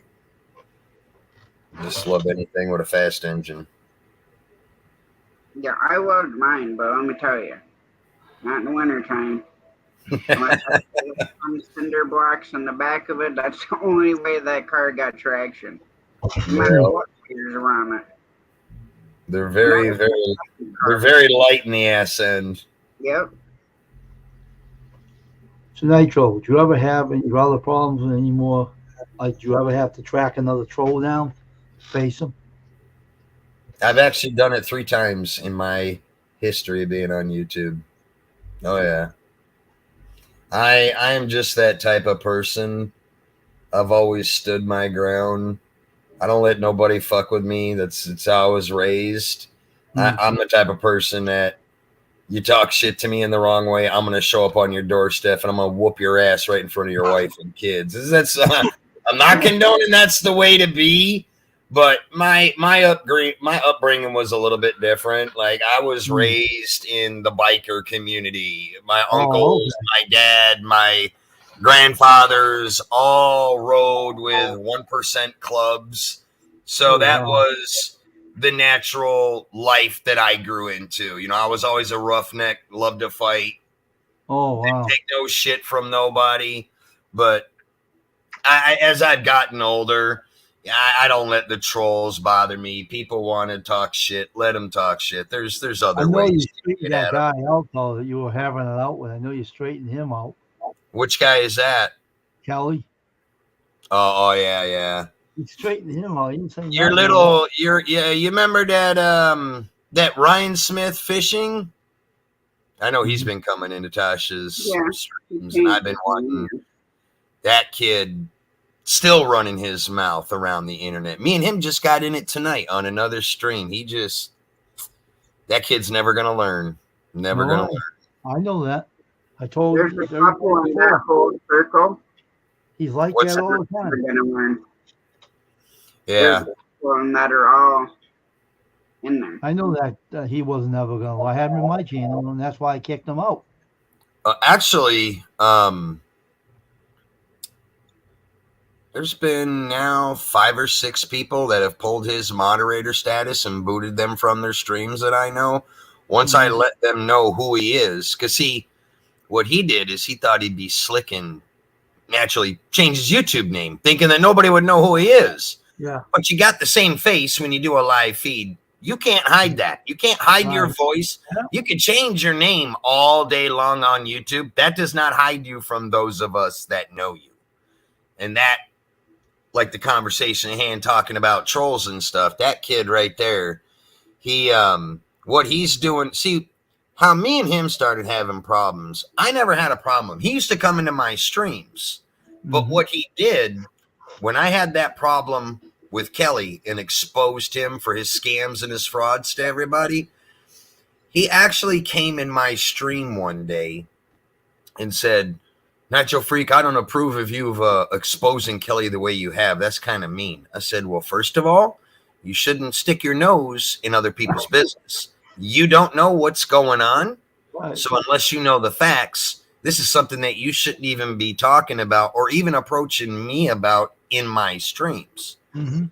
But long story short, I let him know what was going on, but he still wanted to play big shot and try to tell me that I'm a bad person for doing what I'm doing. And like I tried to explain to him, look, I'm an adult, you're a kid. I don't need your approval of what I do on my stream. Right. But even more, what was funny about it is he's a young kid trying to lecture an adult of right or wrong. When the funny thing was, the night before and that morning, he was doing a stream bullying 3 other YouTubers. And I'm like, you are going to be doing that. And then you think you're going to come in my stream and try to lecture me on what I'm doing? I said, bye-bye, you're gone. I blocked him, booted from my stream. Do you know what he did? He started going around to every stream that he could think of that would let him in and make him a moderator up on a panel and started running his mouth about me, Yeah. bringing my name up. Oh, stay away from Nitro Freak. He picks on me and he won't leave me alone. And Oh, jeez. just about everybody in YouTube knows who I am. I'm up on everybody's panel. I'm a member of a lot of channels. People have been following me for years that I've been in YouTube. I know a lot of people and a lot of channels. And what was starting to happen is I would get message after message after message from so many random channels of people saying, hey, Extreme Fishing and Sports, that's the name he's using now. Extreme Fishing and Sports, man, is over here in this channel talking about you and this, and that. So he was in John Pole's stream the other day, and I caught his ass. He was in there talking shit about me, and what was funny, John Pole, he's the host of the channel. I know him personally. Well, not personally, he's in Canada, but we're really good friends. We've known each other for a while on YouTube. He text messages me, and he says, hey, he's like, what are you doing right now? I said, nothing, man. I'm sitting around working on the drag car and stuff. He's like, well, if you got free time, man, hop over into my live. I said, why? What's going on? He's like, your buddy's over here running his mouth about you like crazy in my stream. And what was funny is he was in there, and no more than 3 hours later, he tagged me in a post saying that he was gonna have people out me on YouTube. He tagged me in this long bullshit post, and I got on the post and I told him, I said, look, Ryan, you don't want no problems with me? Shut your mouth. Stop going to all these adult streams thinking that you're going to get people to back you up against me when what you don't realize is you're going to streams and you don't even know that these people are personal friends of mine. He's like, well, I haven't been talking about you. I said, do you know how I know you're talking about me? Is the same people that run these streams are texting me personally to my personal phone, letting me know that you're doing it. Yeah, you know something what happened to me one time. Remember I kicked him off my channel? I remember the trouble that you had with him too. Oh, yes. He went on a guy named Matt Meehan on YouTube. All right. Yeah. And he was palling with him, and he was coming telling me I wasn't genuine. I was a liar, and I wasn't real, and he was saying all that shit about me. And I said, I've had it with him. And he said, oh, he's a problem, all that stuff. I don't even know that guy. I kicked him out because he was like giving me the shit on my own channel. And he said I was ingenuine, so I kicked him out. Oh, he wouldn't talk to me. He was rude, all that stuff, He didn't really know me. He was talking me down. I didn't care. I had a long talk with Ryan on his live. Stuff was being said. I said, I'm not scared. I was probably up on his panel for a good half hour, whatever. I said, look, whatever you want to do with your YouTube channel, whether it be sports, whether you want to go fishing, whether it's magnet fishing or what the hell ever you want to do it. I said, but when you want to throw my name out there, and I said, I haven't done shit. I may have blocked you at one point, but and I told him exactly why I blocked him. And I said, and I also gave you another chance. I said, keep my name out of your fucking mouth. We won't have any issues. That's funny because that's the exact same thing I told him last night. I haven't had any issues with him. That's why he's still allowed to come in here. Because I told him I'm not playing. Because guess what? I know people's too. What he's been doing, what is hilarious. Now, I don't know who this guy is. I never heard of him till just today. And it was only because Ryan tagged me in another post. Some guy by the name of Edward the Shit Talker, I think his YouTube channel is. And Ryan is on his channel every time that guy is live and brings me up. And I guess what this guy does is he's supposed to be a shit talker on YouTube. So Ryan goes to this guy's channel and says, hey, Edward, the shit talker, I need you to expose Nitro Freak for me. This guy keeps picking on me and won't leave me alone and blah, blah, blah, blah, blah. And I'm like, All right, so here he is on another random channel talking shit about me to this guy, and I don't even know who this YouTuber is, but yet he tagged me in the stream because obviously he wanted me to see it. So I didn't watch the stream. So I replied to the post and I said, you just don't learn, do you, Ryan? I just had a conversation with you for almost 40 minutes on John Pole's channel the other night, told you to shut your mouth about me because if you piss me off, I might be the next person to show up on your doorstep.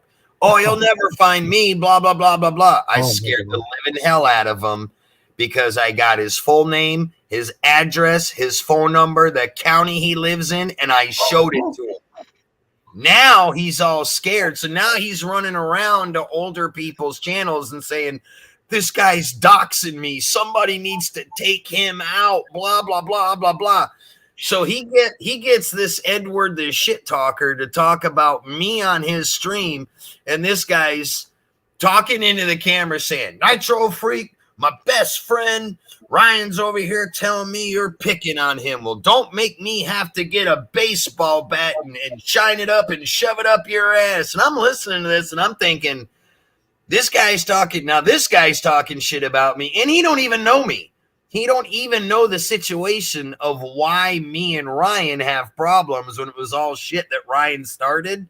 He's only going off of what Ryan told him. He doesn't know Ryan really. He doesn't know this story. And this is what I've tried to tell Ryan.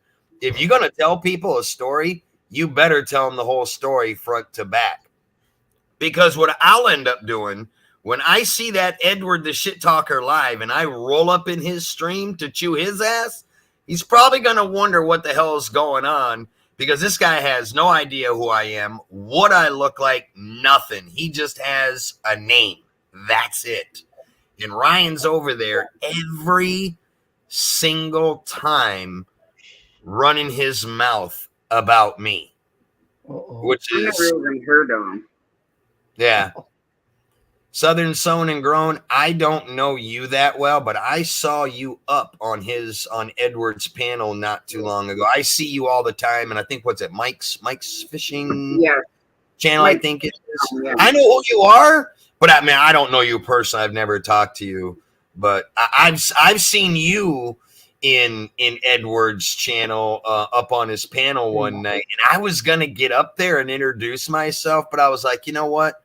I'll leave the drama alone. I'm not going to say nothing. I'll let it go because I already warned Ryan. What did he do?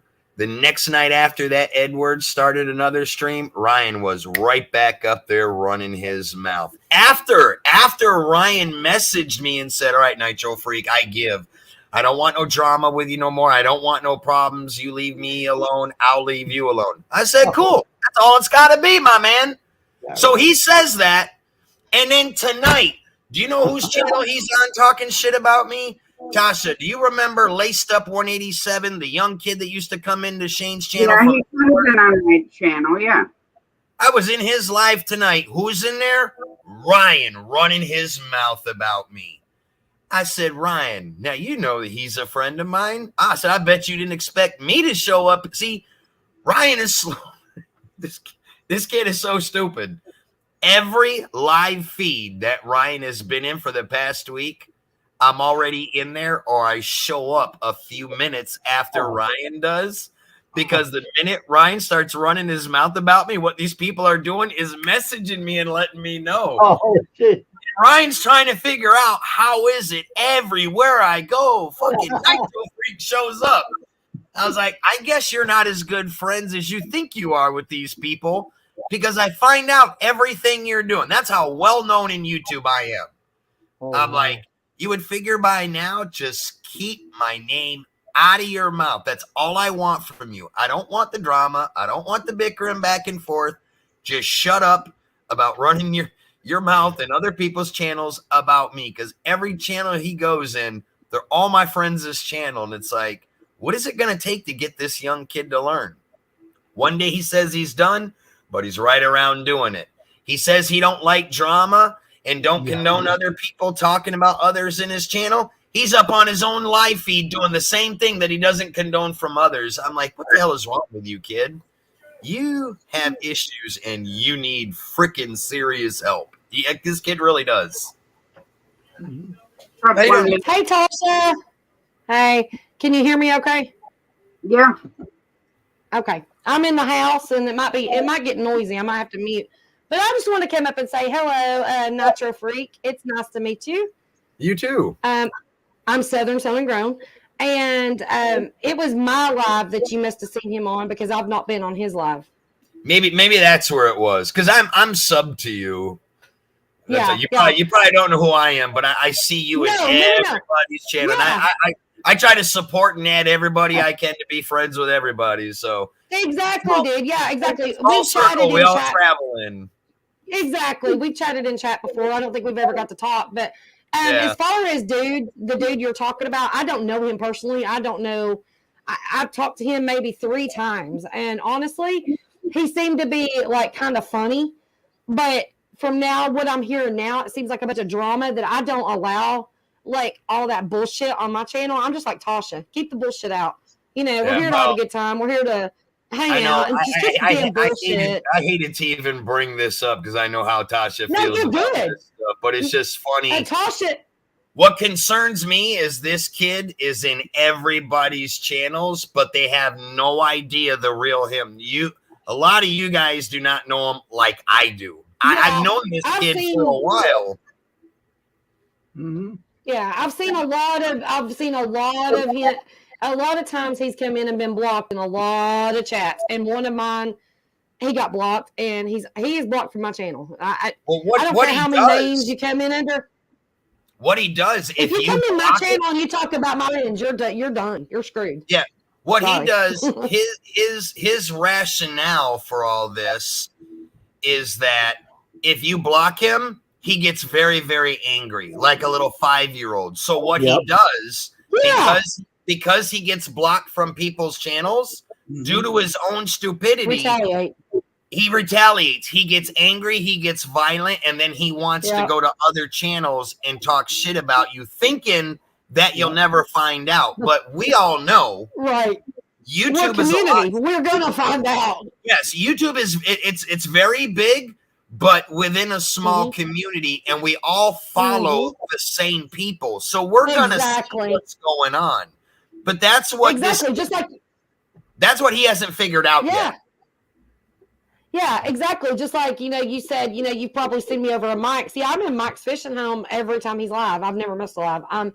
Me and him are really good friends. And if he comes over there, I don't think he can. I think he's blocked over there now too. I'm not sure. But just like you just said, eventually somebody's going to see you. You're not hiding. We know who you are.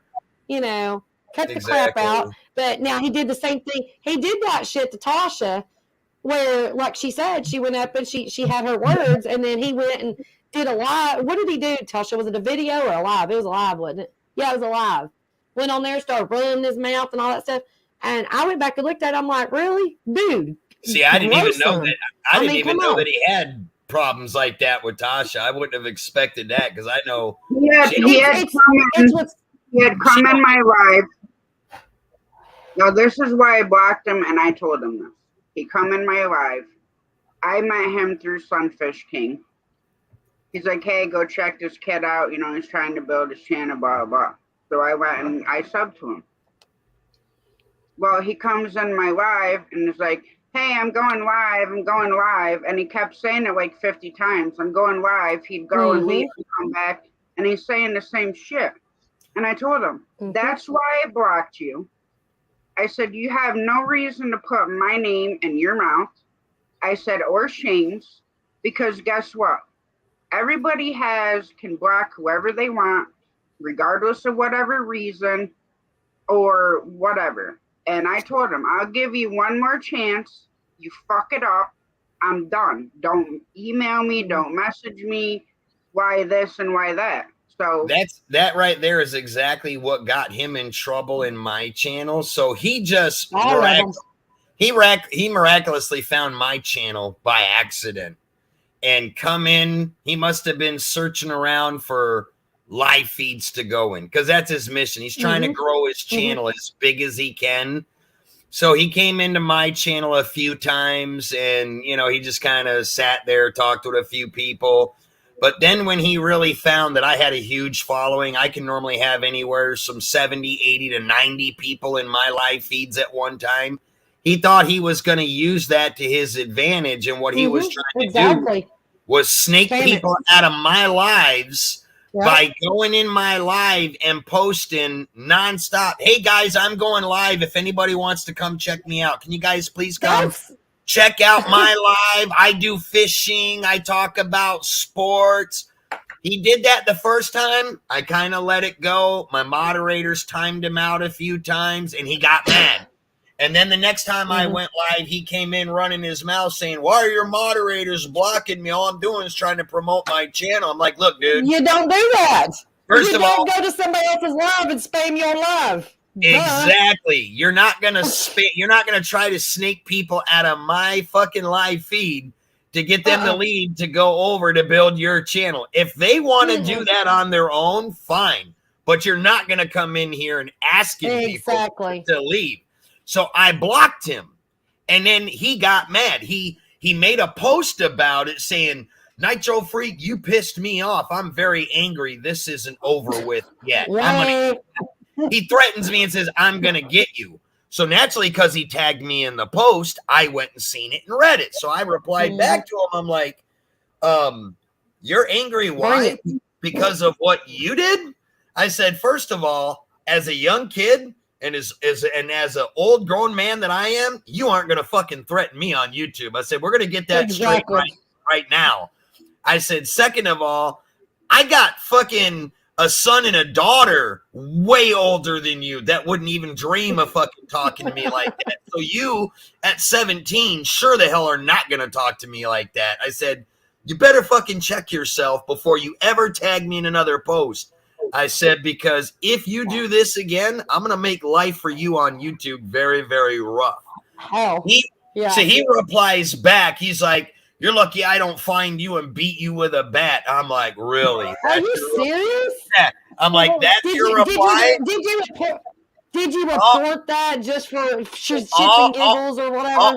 All because he got angry and I blocked him. He wanted to start threaten me with this stuff. And then that's when I started having friends of mine saying, dude, who's this extreme fishing and sports kid? I said, oh, that's Ryan Smith. And it didn't click at first until I remember Custom Screen Printing. He was on his live feed one day and they were going round and round. And I was like, that's the exact same damn kid that came into my live stream running his mouth and trying to threaten me in community posts. So once I recognized who it was, I went to try to search his name and I couldn't find it because he was no longer calling himself Ryan Smith Fishing. He had changed it to Extreme Fishing and Sports, I think is what it is now. And then like for these past 2 straight weeks, all he's done is been running his mouth about me in all kinds of random streams, all because my moderators and myself, we banned him from my channel.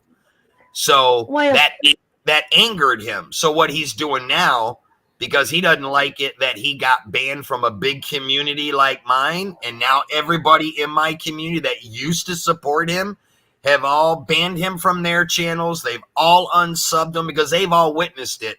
I've taken screenshots of everything that he said. I've shown them to everybody just so everybody sees that I'm not lying. I've made all that stuff public. So what he did when I started posting the screenshots and all that on my community post is when he started going into this Edward the Shit Talker's channel and running his mouth about me. But see, where he's really doing damage is I'm not holding this Edward guy accountable for talking shit about me in his channel because he doesn't know the whole story. So naturally, what's going to happen with adults when you're only hearing one side of the story and not the proof, yeah, because Ryan's in there being respectful to him and getting on his good side. Mm-hmm. This guy made him a moderator, said, don't worry, I'll Mm-hmm. protect you from the trolls and the bullies. But he doesn't know Plus, Ryan. he needs content. Exactly. Plus, I think that is his content. It's trash talking. It's his content. It's what it is. So, it's what it is. That's Ryan what gave him content. I mean, So, yeah, I mean, I would just totally just like, block that shit, be done with it, forget it, Oh, I They're have. going to come I back have. with, they're going to come back with more and more names and more crap. And you just got to block it and move on if you want to. And Well, what was Tasha, funny, I know that you unblocked him or whatever and all that good stuff. Hey, do what you got to do, girl. You know how to handle it. but what was funny it. is I had a long talk with him 3 days ago on another live Gary. stream where we were both up on the panel. And I said, look, you say that you don't want drama with nobody, but yet you're the one causing it. So let's just get it straight right now. All you got to do to end the drama between me and you don't want me on your ass?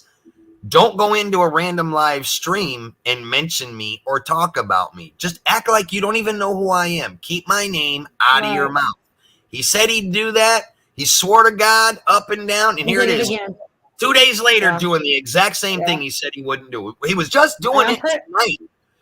Matter of fact, I'm like, he was doing it tonight 5 minutes before I had rolled up here because I was sitting up in Laced Up's channel, and I'm like, you know what? I'm not even dealing with this shit. I saw Tasha was live. I'm like, I know it's going to be cool and chill over there, so let's go over to it, because I didn't even know Tasha was live till I got out of Laced Up's channel. Then I went to search who was live, saw she was live. I'm like, let me just go over there and chill for the rest of the night. Yeah. So guess what you're not doing right now? What's that? I'm just a crazy Southern girl. Just gonna voice my opinion. Right now, you're not chilling. You're still talking about it. So just let it go. Be done, dude. Shoot, he's a fly on the wall. I killed about 20 flies in my kitchen. I'll smack another fly if I need to. Here's my fly swatter. You hear it? Hey, squashed. It's done. Forget it. You're 100% right. I agree with you, girl.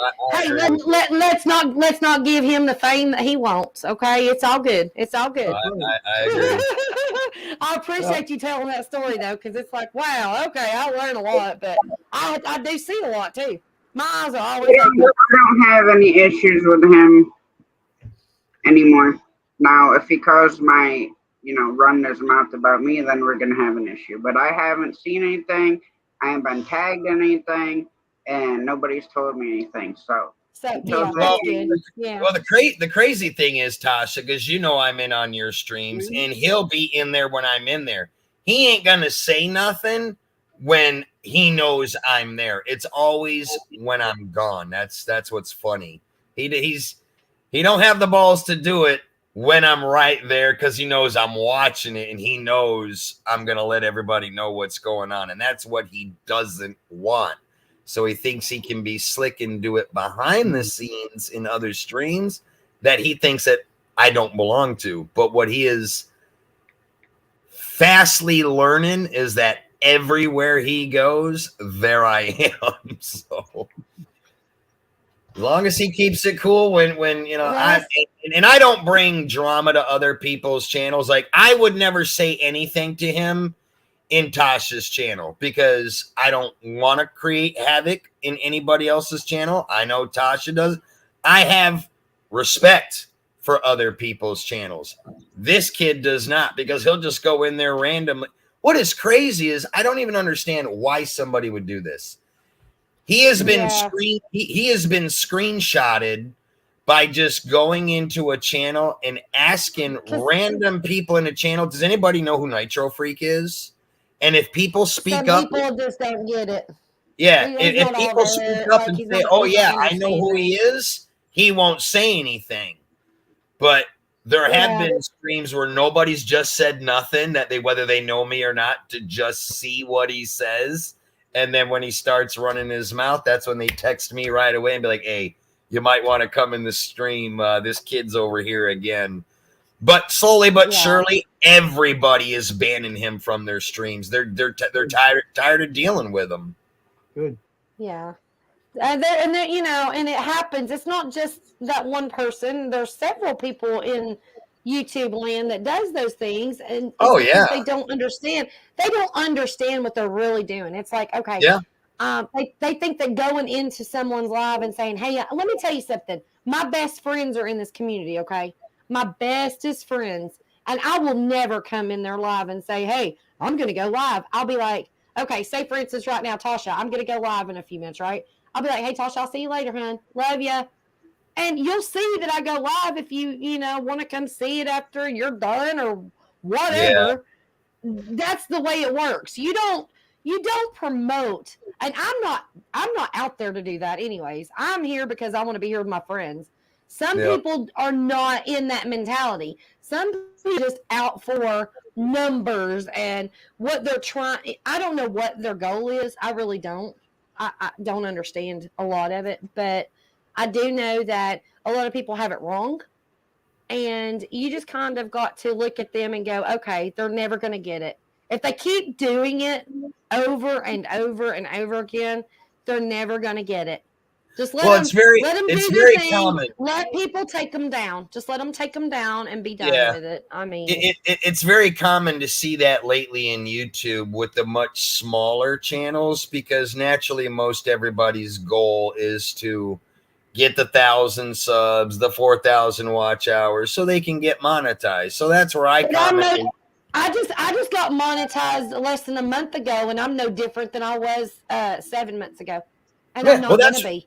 you're a good YouTuber. That's what a good YouTuber would do. I But see, promote my friends, and I'm here for my friends. I'm not here to be rich. If I was, then I'd be out there making content that is going viral. Come right. on. I'm the Get same real. way. That's why I don't ever go into anybody's stream, even like Tasha's stream. Okay, I frequently visit a lot of her streams. A lot of the people that she has following her also come to my live feeds. Most of all of them know who I am. They're already subbed to me. And when Shane used to promote my channel before he left YouTube, Tasha was his right hand girl. She dropped everybody's link every morning that I went into Shane's channel. As soon as I showed up, Tasha would be right on it to drop my link. That's how I met a lot of the people out of this community. But I've never once did I ever go into Shane's stream or Tasha's or even custom screen printing when I visit his lives. I'm a moderator on a lot of channels, and I won't even drop my own link. I'm not there to promote myself. I'm there to support the host in what they're trying to build. What a lot of these younger kids are doing, because they're so greedy on trying to grow so quick, they don't see it the way a lot of us. Yeah, they don't see the way a lot of us adults do. They go into a big stream with a lot of people. They look at it as an opportunity to promote themselves or let everybody know that they're going to go live to try to snake them out. And what they don't understand is that's very rude to do in YouTube, and it can get you in a lot of trouble. And that's exactly what this person was doing. Yeah, and I mean, I've got subscribers that have 350,000 subscribers. Okay, I mod for people that have over 30,000 subscribers. And guess what? I've never dropped my link in any of their stuff ever. Yep. I've never promoted my channel at all. I don't have any of their subs. I mean, I'm just saying, because that is not what you do. It's not etiquette, and these kids, they come from TikTok and they come from Facebook and they think, well, we'll just go over to YouTube and we're going to blow up and we're going to get famous. Well, guess what? This is a total different platform. Totally different. You've got to actually do the work to do whatever you're trying to do, that you're still only going to make pennies, whatever. But you're not going to come over here and just become famous and rich and all this at 17. Get a life. I mean, come on, really. Yep. Don't quit your daytime job ever. You're 100% right. I totally agree. You hit the nail on the head for sure. I mean, it's just truth. And some people just don't get it. So that's the ones that's being dramatic and crazy. And you just kind of go like, oh my gosh, they're never going to get it. Well, that's like a lot of people when they come into a stream, they beg for a wrench. Can I be a moderator? This and that. I have that happen. But See, that happens quite frequently because a lot of the foreign channels, that's what they Yeah. do. You go into a stream, whether you're American or foreigner, they automatically make you a moderator. That's one thing I do not do. And I don't know if you've ever visited my channel. I primarily talk about RC cars, hunting, fishing, muscle cars. Honestly, I think I've been to your channel maybe one time, just to be honest, just because there's so many channels you can't. Yeah. But naturally, outside of my normal hobbies, a lot of what I do on YouTube is I know a lot about YouTube. I've been in YouTube a very long time. So I teach people how to use YouTube, understand their analytics, and teach them how to build a successful channel. And there are other channels out there that kind of do the same thing that I do, but they call themselves growth streams, where all they do is drop your link nonstop and everybody's link that comes in. And naturally what happens is those types of channels give everybody a moderator wrench. And that's where I tell people that is very bad to do. You get a rogue mod, they can destroy your whole channel by making one person a wrong mod can destroy your channel. That's all it takes. Yep. Yeah. And see, and I learned kind of I've been learning throughout the months of different things and learning from different people and what to do. And when I was trying to get my watch hours, everybody was like, okay, we'll do silent streams. Okay, so I did. Here's the problem. With those silent streams, again, you have to have a lot of moderators or people in there with wrenches, even because you want somebody in there with a wrench, and therefore they're just dropping links and doing this, and you never know what link they're dropping. They're probably not dropping their channel. They're probably dropping some kind of porn site. That's a lot of them are doing. Know your people. Yeah, and it will take your channel down in a snap. Yep. So you've got to be very careful about that stuff. And I don't promote it. And honestly, to have more than, depending on how big your channel is, more than 5, 7 mods maybe. I mean, you don't want everybody to have a wrench. And now in some chats, there is everybody that has a wrench, in our community, because we all are very good friends. So that's different. That's different when you have a whole channel that everybody knows each other like that. Exactly. That's a different story. I get it. It's like here in Tasha's. I mean, honestly, if you look at the chat right now, 90% of the chat, we all have known each other forever and ever. So it would be okay. But if you get that one person or 2 people to come in and be like, I need a wrench.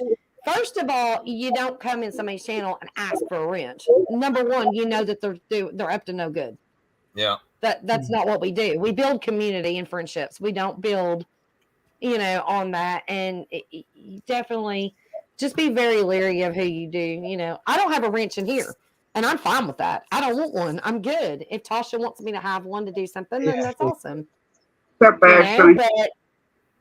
Hell, I made Tasha a moderator on my channel today, and I've known her for a while. Exactly. And I still make moderators on every time I go live or something. I'm still like, oh, I knew her. She was my first subscriber, and she don't have a wrench, So kind of go back and fix all that, but. And usually that's what I do. Once I get to know somebody for a good little while, if you're always in my streams, I'm always in your streams, I'll usually make those people moderators. Once I've built a relationship with them, and if I'm constantly in their streams, Tasha's always in my streams. It's so I said, you know what? And plus, a lot of people she has a smaller channel, so I always try to promote her channel within mine. I'm lazy. I hate dropping people's links. I let my moderators do that. I'm trying to host a show. So, like, there was a few people. There's about 4 or 5 people. Was like, well, what's Tasha's link? I was like, well, hell with it. I'm just gonna make Tasha a link. Let her make her a mod. Let her drop her own link. Just go grab that own link, Tasha. I'm too lazy. I hate dropping my own link. But if I'm a mod and people ask me to, then I'll drop it. GWT 181 beat me to dropping my own link. It was like back to back. And just like with Keith Jenkins' first live there, I watched that chat like a hawk, and I watched every single thing flying by there because I may not be able to do much about it because I'm not a mod, but I can report it. Yeah. So I was watching that chat like a hawk, watching every little person just fly by, and it was like just scroll, like pew. Me and him were on the phone tonight talking about that because he's thinking about maybe doing another live stream Sunday. And I told him, I said, you get some free time, you should stop over, say hello to Tasha and her channel. Because I was telling him, is like, maybe we can get her to be a mod on your channel because he needs more mods. Oh, I'll be a mod for anybody that asks me, and I have no problem because I've told everybody I watch chat. I don't care whose live I'm in. He's a very nice guy. Yeah, I'm the same way, Tasha. I'm like in your chat, and I'm constantly like, I greet everybody, and I still watch for anything, and then I'll be like, Tasha, I can't do nothing but get them. You know what I mean? With his first live, there's no way that he could have even paid a nanosecond attention to his chat. He couldn't. Do you know that he's only going by? Do you know that he's only been in YouTube for 3 months? He's only been in YouTube for 3 months, but he blew up.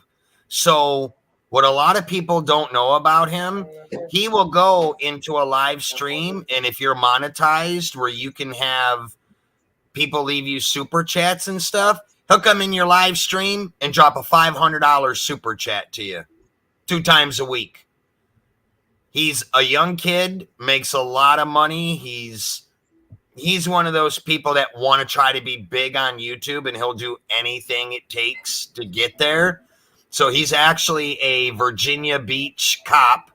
He also works federal security in Virginia, and he's also a paramedic. So, I mean, that guy, he rolls in the cash, works 24/7, but when he's got downtime, he's always in YouTube trying to meet people and build people up. Like nobody really knew who he was until he came into my chat one day and dropped a $300 super chat. And I was like, holy shit, I about fell out of my chair. I'd never seen nobody in YouTube do that ever. That was like 4 months ago. Now that guy just comes in, and like every live stream I do, $200, $300, $400, $80. I mean, just oh my Lord. I had to tell him one night. We got to be such close friends that we talked to each other on the phone. I said, Keith, slow down on that, man. You're gonna go broke. He's like, no, man, I want to promote people like you and show my appreciation. He's like, your whole community was in my first live feed. Your whole community has subbed to me. He's like, I wouldn't even have half the people if it wasn't for you promoting me, the way you did. And I'm like, dude, it don't cost you nothing. It's just YouTube. We promote each other as friends. It's free. You ain't got to pay me money to do it. He's come in the night lives since the day that I was in his live, in chat. But like I said, I don't care how fast. I'll be back here in just a minute, Tasha. What? Okay, Wendy. I'll be back. All right, Wendy. But yeah, I mean, I was literally watching it fly by, but I seen every single thing that flew by. Yeah. Because that's how I am. I can still have the conversation here, but I can still watch over there. Well, he was shocked because that was his first live feed ever. Never did one. He thought he was only going to have about 20 people. 20 people, yeah. Because before the live feed started, it said that there was 26 people waiting. So he's like, 26 people? That's not that much. The minute he hit the go live button and showed up, it went from 26 to 46 to 56 to 86.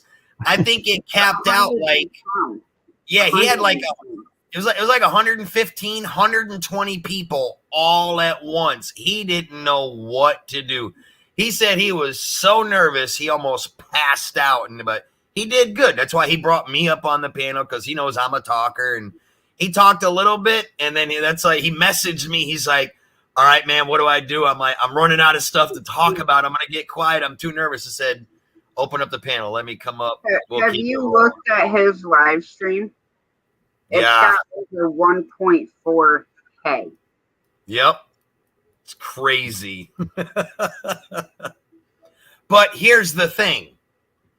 I know it seems kind of weird to say. 591 thumbs up. Yeah, he doesn't understand how he got that big of a following. And I told him, I said, do you know what did it? You went into some of the biggest streams in YouTube and you were dropping mad large sums of money.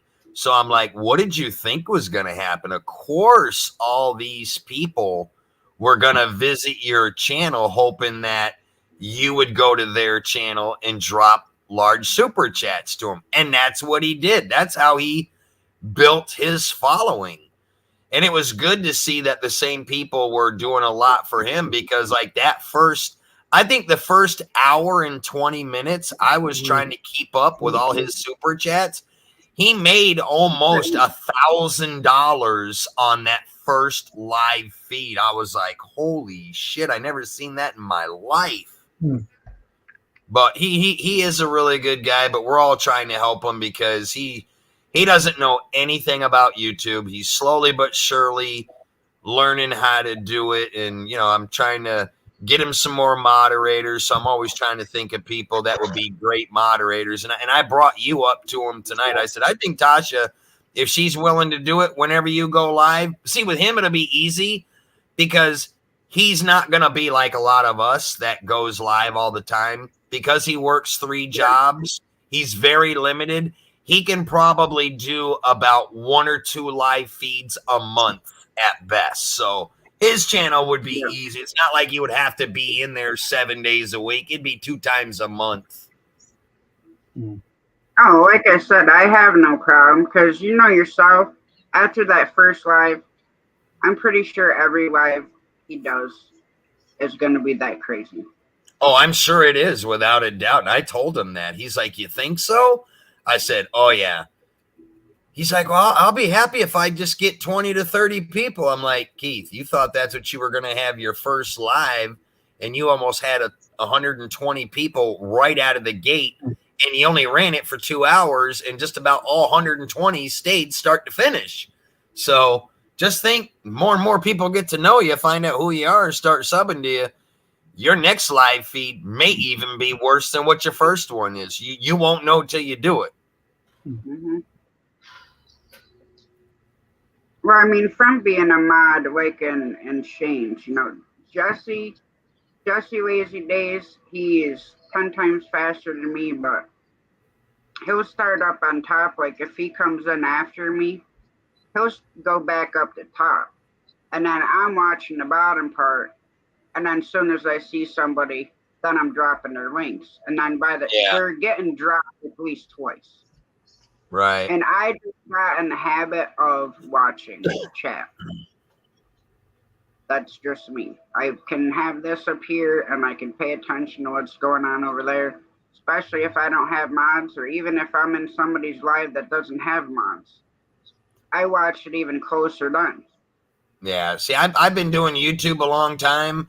I do all right in my stream when it's, 30, 40 people, but when it starts getting around 60, 70, 80, then it even gets, a little bit hard for me. I'm not fast like a lot of you guys are. Hell, sometimes I struggle on my own stream. That's why I pretty much let my moderators handle everything. I don't want to have to do nothing but just talk on my stream, host the show, welcome everybody and do what I got to do. But the link dropping and taking care of the trolls and all that, that's what I let the moderators do.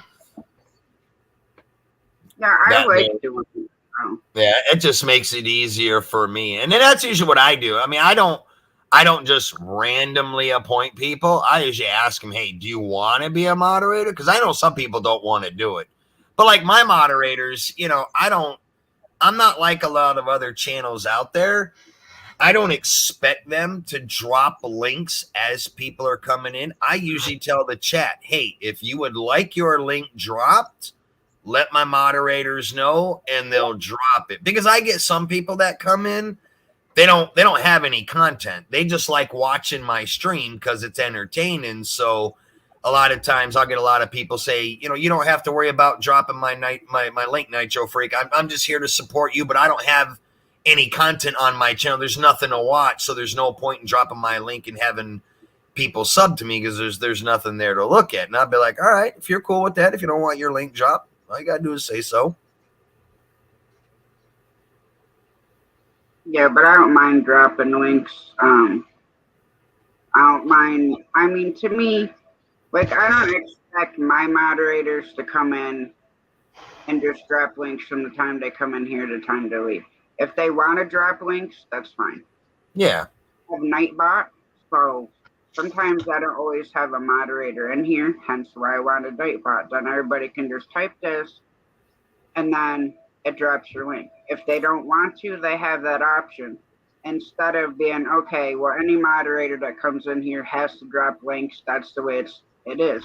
But that's not the only task that a moderator is supposed to do.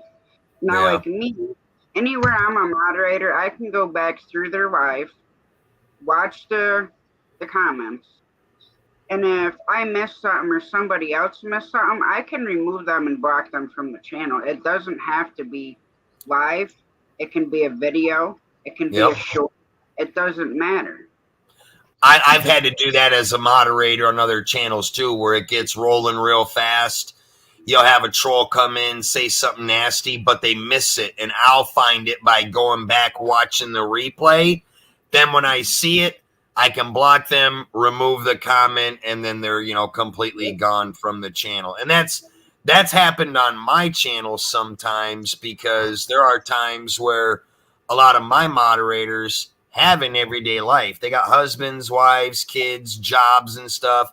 I don't expect them to be there all the time because, hell, I don't even know half the time when I'm going to go live. I don't have a set schedule. I just go live whenever it's, you know, convenient and I got the free time to do it, in the hopes that at least one or two of my moderators will be there. But I've had it many times where there's been no moderators there. So I've been looking into, I kind of need to do the push. What I see everybody else doing is learn how to use this damn Nightbot and put the Nightbot in my channel as well. I think that'll help.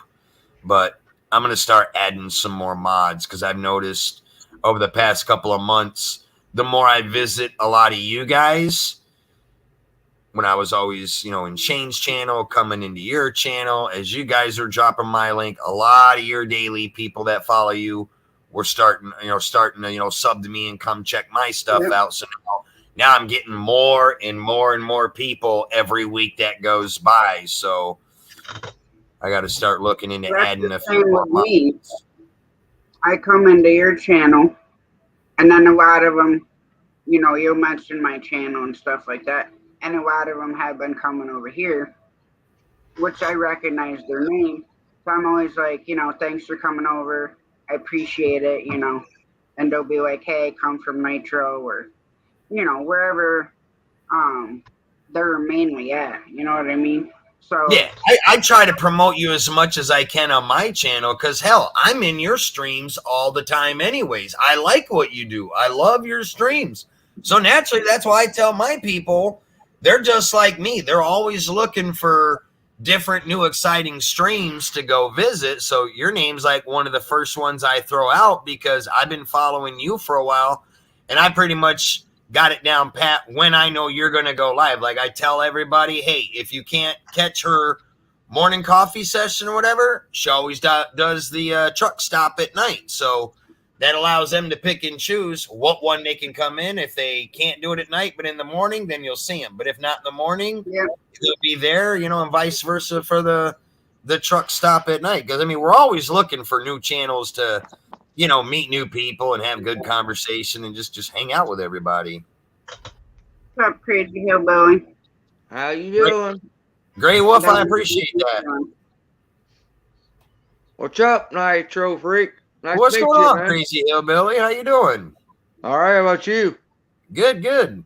I see I was floating in and out of a lot of live streams earlier tonight. It seems like wherever I was, there you were. You following me, ain't you? Yeah, it must have been. We were talking that's kind of what we were talking about earlier. It's like YouTube seems big, but we all follow the same circle, so we always run into each other somewhere. Oh yeah. How you doing, Wendy? She's down in chat typing. I don't know what the hell she's doing. But just like No, Emily, nice to meet you, man. Really, I've been wanting to jump up and on your live, but you know, I go and watch for a while and listen and chill out, man. Hey, anytime you see that I'm running a panel, brother, you're always welcome up. Just pop on up when I drop the link. You're always welcome. Well, thank you very much, man. what's up, Coyote? See, I worry about Emily. I really do. Because she's a mod in so many freaking people's channels. I really don't think she sleeps more than 5 minutes a day. And I feel like Emily, let me tell you something about Emily, Tasha, that you might not know. A lot of us didn't know this till recently. That's one thing. She runs herself ragged moderating for God, I can't think of a channel out there that I don't know that she's not a mod for. It's crazy. But she's autistic. She's only 17 years. Yeah, she's autistic. She's 17. She has autism. Now, I know with her not sleeping because I have an autistic son and he's 31 years old and he's the same way. He does not sleep. He is up around. Yeah, they're very hyperactive. Yeah. And that's how Emily is. She never sleeps. Now she lives over in the UK, which is crazy because of the time difference. She's on every live. Yeah, but she's on the every time live. difference Doesn't matter what time it is. Yeah. Oh yeah. She's been on my channel for years. I have known Emily for so long. I look at her like a daughter. I've known her so long, but even I tell she's her, precious. yeah, I was like, Emily, you gotta take a break. And what's crazy is she just started going to college last week. So, you know, I told her, I said, look, you gotta get sleep. I'm like, with your autism and you going to school, you're gonna need your rest. But she wants to be out there showing everybody that she's a good mod. She can help. She is a good supporter, you know, and that was the thing. She was looking forward to that. She wanted that 500 so bad just so she could be that supporter. And we pushed her really hard that night. And we got her that 500. And she was just like, oh, my goodness. But guess what? She was so tired that it was just like she went to sleep. She slept on it. And then was worried when it dropped, you know, a number or two or whatever. And I was like, Emily, it's fine. Well, that's why I worry about her. I mean, granted, that, you know, they're hyper and stuff. Yeah. But I mean, shit, take 5-10 minutes to yourself at least a day. She does even need if you rest. can't sleep, but take a break. I've had to physically tell her to not come into one of my live streams. Because I tell her, while I'm live, we got this. I want you to go to sleep, but it doesn't work. I've told her, I said, Emily, I do not want to see you in my stream dropping links and moderate. Today's your day off. Go rest. So what she does is she'll go into someone else's live stream and moderate. That's exactly what she does. Exactly. I told her one day, I said, Emily, no, what I mean by take the day off from my stream, from everybody's stream. Okay, so maybe everybody needs to put Emily in a timeout for 24 hours. Yeah, she actually got upset with me and started crying one time. She thought that I didn't like her anymore. I'm like, no, Emily, it's not like that. It's like, I worry about you.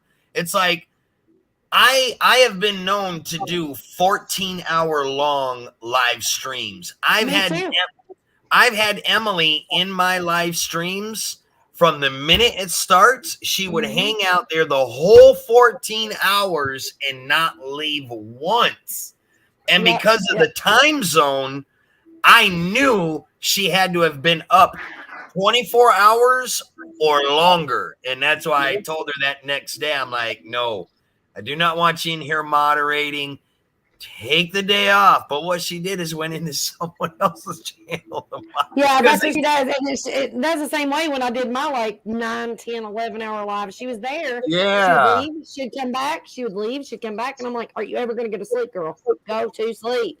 Well, she always like telling me, oh, I can mod for you and stuff. But I know where she is all day long. Doesn't matter whose live it is. I'm not going to add another live stream to her mod list because I know she's a good mod. She's mod for Shane. She mods for you. She mods for this person. But no, I'm not adding my channel to your list because that just means that you're in here even longer. And I'm not doing it to be mean or anything like that. It's out of pure respect for her and wish that she would take a nap here and there. Yeah. But that's the only reason why I haven't. I like her. She, seems like a good kid and stuff like that. Granted, when I do the Truckstop lives, they're all restricted to 18 plus. Yeah. And Shows, maybe if so many people wouldn't mod her, then maybe she could take a break, And that's one of the things that I feel bad because, like, when I first met her, I didn't know that she was, that young.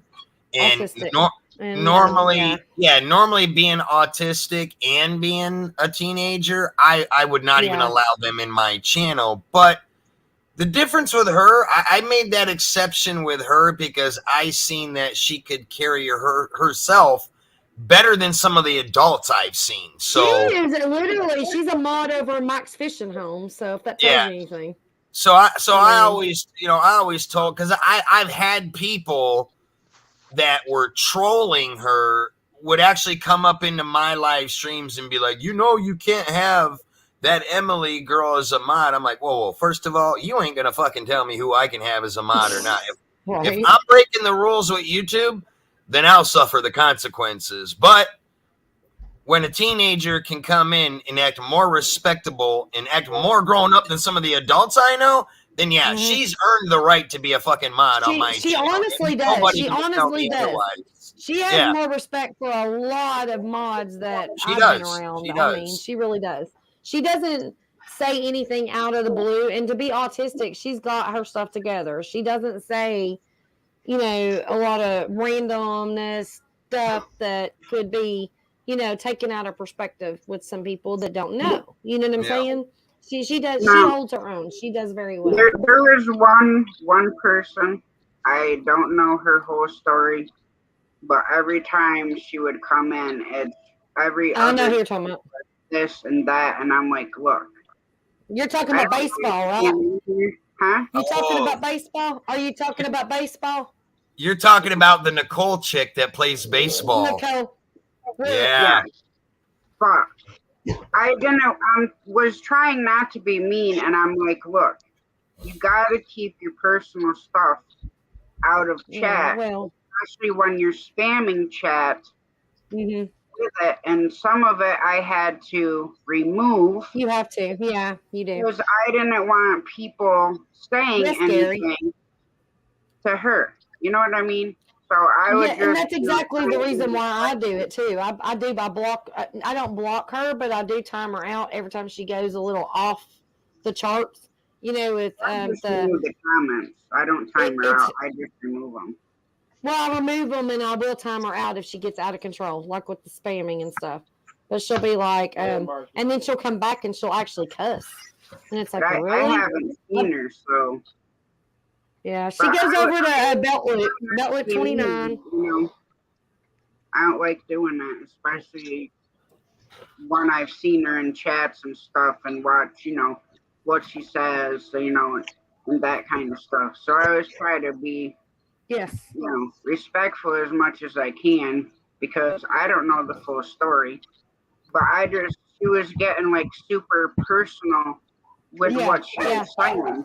And I didn't want people, end up feeling like some sort of way because she had, I don't know all of it, but I didn't want people looking at her and be like, oh, well, she's just crying wolf and blah, blah, blah, blah, blah. And then, feeling some sort of way. So if it got too personal, I just removed the comment. Because I don't like when people, do, have issue here and there or whatever their story is. I don't want people being mean to them. Well, it's the thing. Like I'm the same way. She's respectful. She says hello. She greets herself and all the good things, and then the story starts. Well, her stomach hurts, and she's with the man, and this and that, and blah blah blah. And I'm not going to go into all the words she uses, but you can't keep that in your chat because other people are going to be like, if they're new and they come into your chat and they see that, they're going to be like, who's this person and what's wrong? Oh my gosh, And then it's going to be there's going to be a situation at some point with that. I've seen it happen in live streams where you have people like that come in. They might not know any better. We might all know each other personally in the chat, but when an outsider like that comes in and they just start putting all their personal information out there, because I've actually had it in my stream happen quite a few times, and I'm always respectful of any special needs person, disabilities, or because I have a disabled son, so I know what that's like. So I don't worry about me. I worry about what the others are going to do, and I can't control what everybody's going to do or say. So the only way I can protect them is either just ban them from my chat, or I can't let them up on the panel. Because it was crazy one time, about a month ago, I had a kid come up on my panel. I think he was like 21, 22 years old. Now, he had been coming into my stream for almost 2 years. When he typed in my stream and talked with people, he seemed like a normal person. You would never think that anything was wrong with him. And one day I was doing a panel and he asked me if he could come up. And I'm like, well, sure, why not, man? You've been in here for like 2 years. You've made friends with a lot of people. But when he got up on the panel, you could see that he was mentally retarded or had severe autism or whatever. And when I seen that, I knew some of the people I had in there would start making jokes and stuff. So what I had to do is the first thing I said, I know what some of y'all are thinking.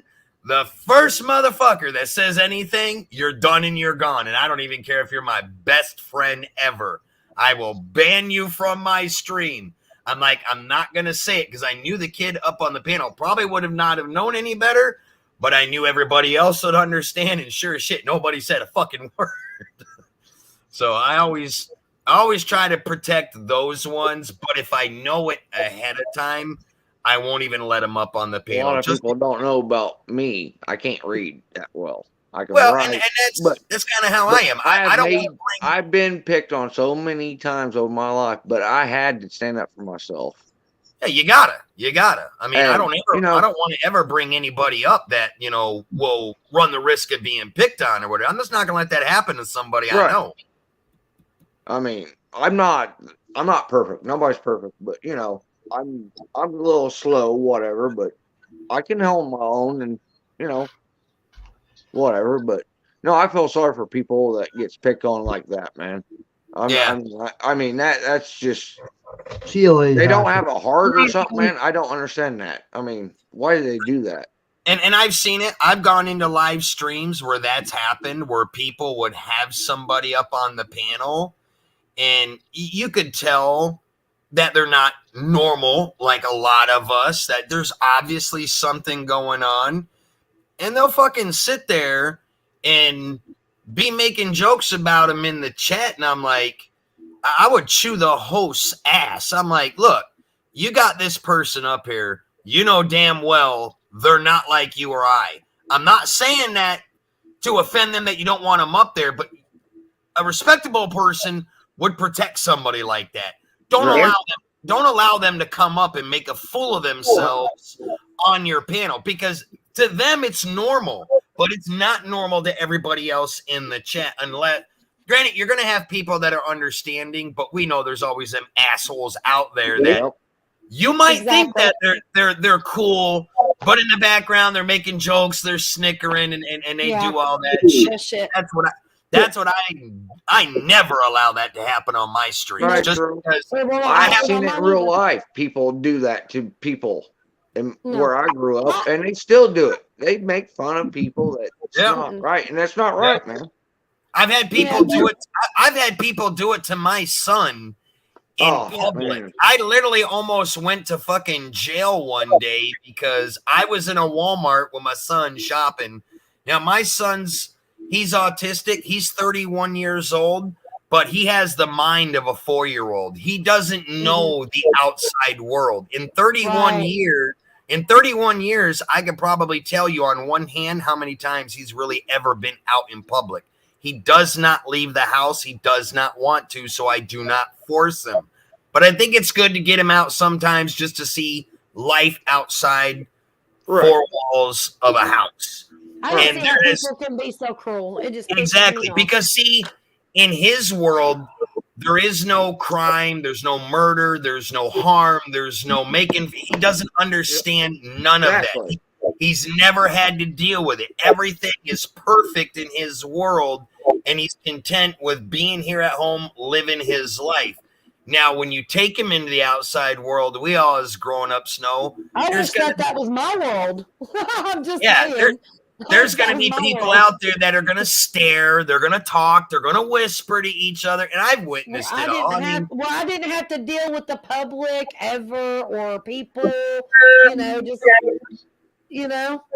like, wouldn't it be nice to not know what life is really like out there in this crazy world sometimes? And most people that know me in real life know that I don't have a filter. I am the motherfucker that'll be in a public place that will chew your ass in front of your family because I just don't care. Especially when it deals with my children and you're sitting there making jokes and snickering. I'm going to approach him and be like, hey, I'll approach him and be like, is there a fucking problem here? I mean, because he's different. I mean, you want to fucking say something, we'll deal with it right here.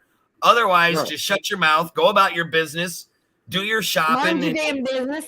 Mind your damn business.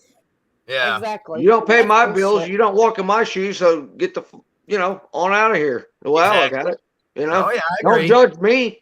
I agree. Yeah.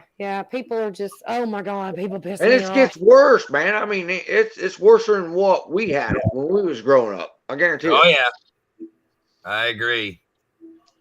You don't hear fighting no more. You got to go get a gun. What's gun? Yeah, exactly. Come on. Yeah, I mean, that's truth, though. I mean, that's what kids know. I bet you got your ass whooped, too. I got mine. Look, I know I did. got my ass whooped. Let me tell you something. But we lived another day. Come on. And I whooped asses. I mean, but you know what? I learned how to fight by that happening. And I learned how to use, my body to fight back and, all that self-defense stuff. My fights with guys, so fist fights with never fought with a chick in my life. Except my sister, and I grabbed her by the throat. But I could not, and that's the reason why I hang out with so many dudes. And Drew is like, "You just don't like women, do you?" And I'm like, "I do, but I don't. I don't hang out with chicks. I just don't."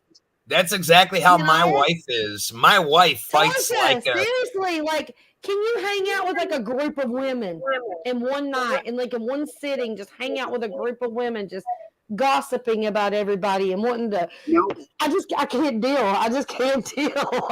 My wife's the same way. She has all guy friends. She doesn't get along with. Because I always ask her, like, why you always got so many guy friends? She's like, well, because I know how bitches are, And it's like, I know what they're capable of, but my old lady's the same way. She fights like a fucking dude. She will fight men over women in a heartbeat. Of course, she runs a biker bar, so her mentality running a biker bar, that's how she grew up. I mean, my whole family, we've all been, my whole family, we're all a family of bikers. My wife was a biker, so I mean, that's just the way they are. We hung out in bars growing up. But here's the thing: when I was little, my mom was a single mother raising girls, and she worked 3 jobs, so she was never home. So I had to take care of these little girls. I had to take care of my grandmother, and then eventually had to take care of her with cancer. But before all of that, my mom was the coolest mom on the block. Every boy in the neighborhood, every boy in middle school, every boy in high school hung at Wendy's house. We always had, and my mom was their mom, and she fed them, and we hung out, and we listened to MTV, and we just chilled, and it was like, that's how I grew up. Every boy was my best friend, and then the girls would come over, and we would get in a fight. It would be like, you can't stay the night here no more. Get your shit and get out. It's funny you mention MTV. That's one of the biggest thing I miss from the 80s, watching Headbangers Ball on Friday and Saturday nights. MTV was the shit. I tell you what, these kids don't even know what kind of awesome life we lived in the 80s and the 90s. Beavis and Butthead, man. Yeah, Beavis and Butthead, South Park. South Park. You look at society today. Society of kids today are eating fucking Tide Pods and setting themselves on fire and all that crazy. It's like, dude, when we grew up, we were out partying, having bonfires in farm fields, doing fucking keg stands, shotgunning in beer. You smoked a little bit of weed. You partied with your friends. I'm so glad we did not have YouTube or internet back then. I swear. Oh God! If we had these memories. If we had fucking TikTok and YouTube back then, we'd all probably be fucking in jail and definitely. It'd be YouTube jail. We'd be in YouTube jail. Oh yeah, we'd have been done already. Yeah, we'd have been done already. Yeah.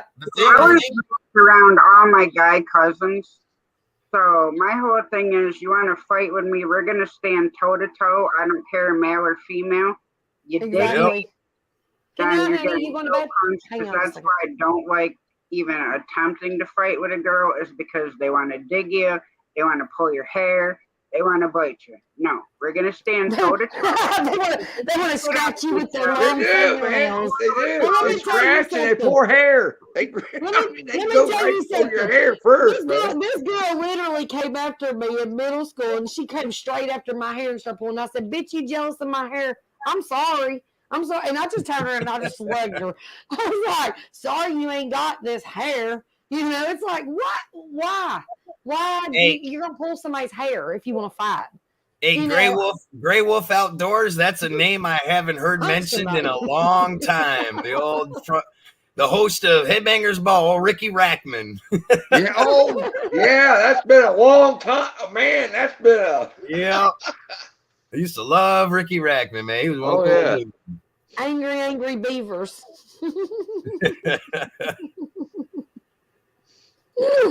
That's crazy. See, the 80s definitely need to come back. We need to say this shit and go back to the 80s where life was 1,000 times better than it is now. The only way that's going to happen is if we take this technology and burn it, but then we won't have each other, so we can't do that. We need each other. Hey, I could still relive the 80s. I still have a fucking Walkman. I still got a boombox. Still got a boombox in the closet. Oh, yeah. The 80s haven't ever... I got one of the big black fucking ones. Dude, I mean, one of the big... A lot of my friends tell me all the time. They're like, "Dude, the '80s is over with and done." I'm like, "Not for me." 8 tracks, records, man. I can still relive it because I still live old school. Let me tell you something. That Guns N' Roses or like one of my tapes that I've got is gonna be worth tons of money one day when these people realize that it was the shit. And that they didn't even know what it was. Oh, I've still got the brown fold-up cases of cassette tapes. I got about 6 or 7 of them sitting in the closet. Oh my gosh. Yep. Yes, I've got Metallica. I've got all the things. All my list was all Metallica, Ozzy Osbourne, Cannibal Corpse, Ministry. I mean, all the old rock bands from back in the day. Yep. It's crazy. Yep. And even a lot of rap too. I've got a lot of like the first like Tupac and the NWA, Two Live Crew. Yes. Oh, Two Live Crew. Yeah. Oh yeah. I forgot about that. I've got a lot of those too. Yep. Like. Oh yeah.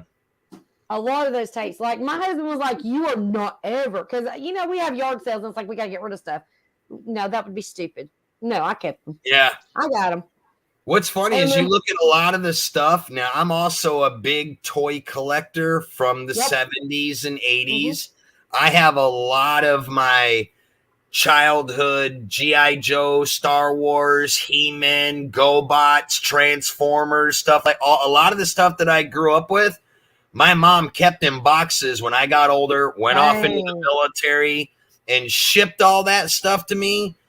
I want to say it was probably about a year ago. I started looking a lot of that stuff up, and I have a lot of stuff in the original packages. That's awesome. Stuff that I got for Christmas and never opened, and I was blown away by some of the Star Wars stuff that I still have today. What that stuff is worth. I was like, holy shit. Yep. I've been sitting on a gold mine forever, but I won't ever get rid of none of it. I just let it keep getting older.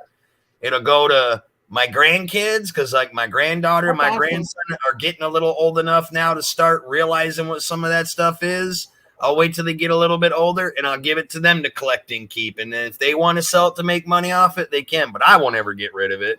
I collect a lot of the stuff. That's what I got tons, big tubs of Hot Wheels, Johnny Lightnings. Dukes and Hazard stuff, man. I mean, tubs of cars, man, that I had my whole life and still buying some of them. I mean, dude, I have a huge collection of Hot Wheels that you'd probably shit your pants if I showed you. I have a couple of those green ones. I bet I got a few that you probably do too. I'm actually going to be doing a live stream maybe in December time frame because I have a lot of people that follow me that are big toy collectors and stuff.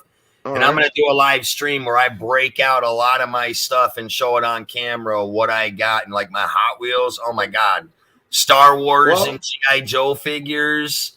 I have an original Millennium Falcon still in the box that has never been opened. I think the last time I looked at what the value of that thing is, I've seen people selling them on eBay for close to like $60,000 and $70,000 for an original Millennium Falcon that has never been opened. I'm like, it is so tempted to just want to put that up there for one of the big toy collector buyers, but it's like, I hold on to it. Let me hold on to it for another 3-4 years and see what the value on that damn thing is. It's insane.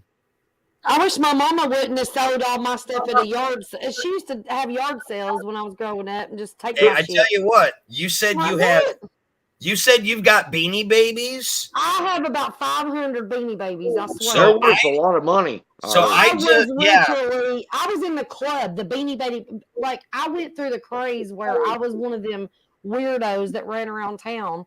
I just watched flea market. I just watched a video online 3 days ago that was specifically about Beanie Babies. And you might want to look into through your collection. There's like 3 or 4 of them that were very, very rare that are worth, I mean, huge money. I know that there was some that was like when I stopped collecting and I put them all in totes and a lot of them are in boxes too. Like I still I'd be very careful. I'd be very careful. I'd be very careful to get rid of any of them before you check them out. Oh, I don't get rid of that. No, they're out literally in my garage, sealed in acrylic inside of totes. Like now, I never seen any of them really. I know what they are, but I was amazed to see that the value that some of them.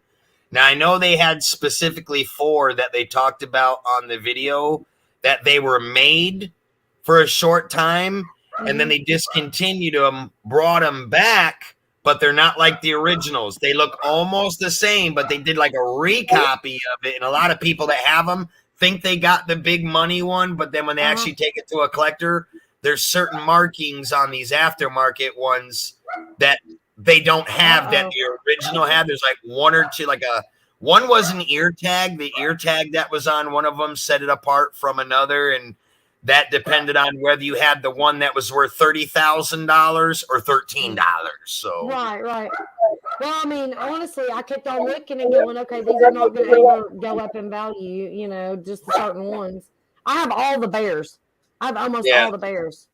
That was my big thing. I had a collection of bears, and I've got, there was some that I literally traveled almost 100 miles to get and paid $50 for them. I mean, I've got some good ones. I'll check it out. My tattoo artist has so much Star Wars original comic books in the plastic. He has video games that was in one of the movies. It's the only one that exists. So when he retires, all that stuff that's in his shop is probably a good couple $1 million. Oh, easy.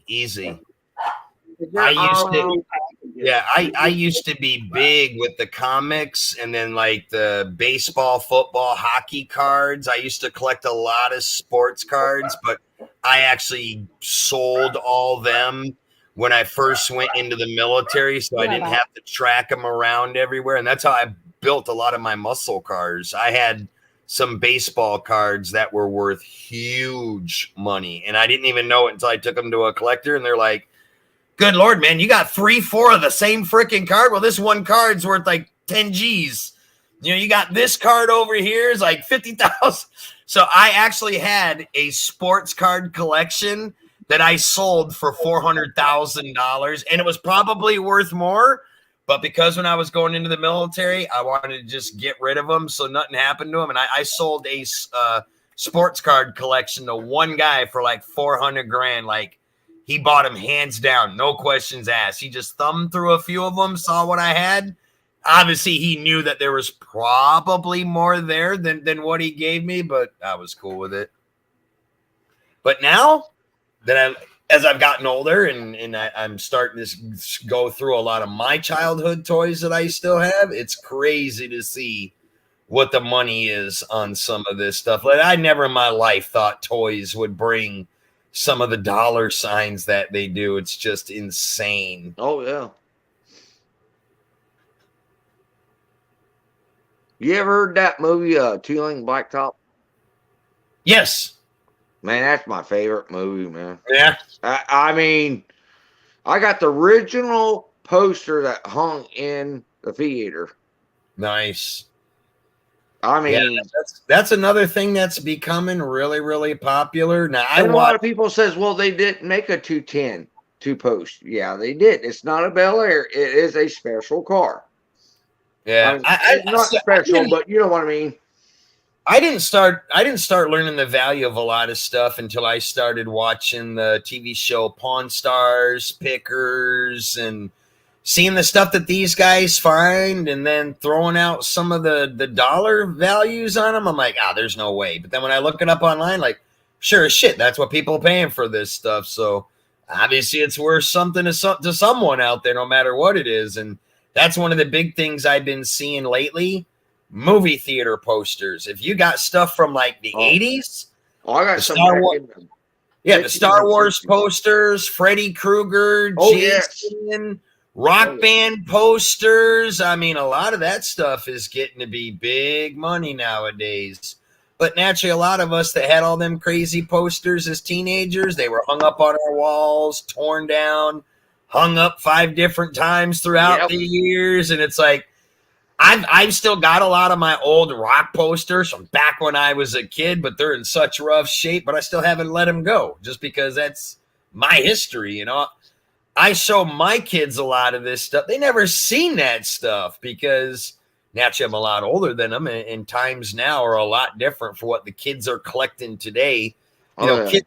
Kids nowadays seem to be just all about playing PlayStation or that's Xbox. all it is. That's all they do is video. They don't go out and try to shoot their eye out with a BB gun or stick your tongue to a pole. Come on. I mean, I'll shoot your eye. Come on. You'll shoot your eye out. I won't shoot your eye. You'll shoot your eye. No, I'll shoot your eye. Shoot your eye out with the Red Ryder BB gun. Yeah. Good old the Christmas story. That's one of my favorite movies. Man. That lamp is the bomb, man. That was the shit. I actually the leg lamp. Yeah, the leg lamp. Wait a minute. I have the leg lamp in my living room and it stays up all year round. Just saying. Hey, I love it. I love it when they I deliver. like that too. If you People don't, can if go you with don't Christmas. believe me, I'll put it on a community post tonight. Hey, I love it All when right, they do that. I love it when they delivered the box to his door, and he's like, "Oh, it must be French. It says fragile." Yeah. Honestly, my favorite part is when they're in the Chinese restaurant, man. Oh my gosh. Those guys trying to sing The bunny suit. That's the funniest part. The bunny suit. The pink friggin' bunny suit. Hey, not to make fun of Chinese people or any Southeast Asian, but they can't pronounce their R's. It is so No, the L. They go to the L, yeah, the L. It's the L. Yeah, rah rah rah rah rah. I used to have this Korean guy that was in my unit in the military, and we used to get him going all the time because we'd ask him. He's like, "Hey man, say lemonade," and he would say lemonade. Like, no, say lemonade. He's like, "Yeah, lemonade." And I'm like, "No." Lemonade. He'd always say lemonade. It's like, oh my god. You would just piss your pants dying laughing at how he said lemonade. He'd always pronounce it lemonade. No, love, it's rough. I love you. Yeah, I love you. I love you. You want to order of what? I want to order a lobster craws.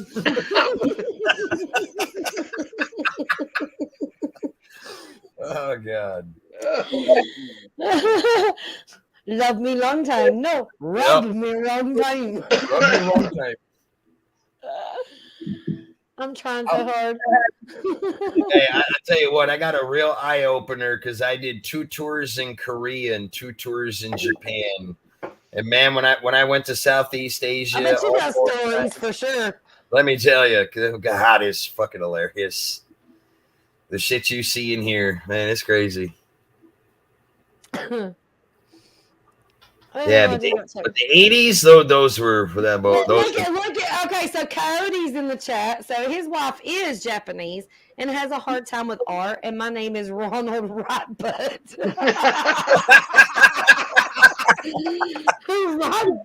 Oh man! What says Ronald Wright? God, you're killing me. I can't. I just can't. He said it's Leonard. It's Leonard Wright, not Ronald, right? It's Leonard. She's like, "Hey, Leonard, come over here." It's so cute. I love it. It's adorable. Ain't nothing wrong with that.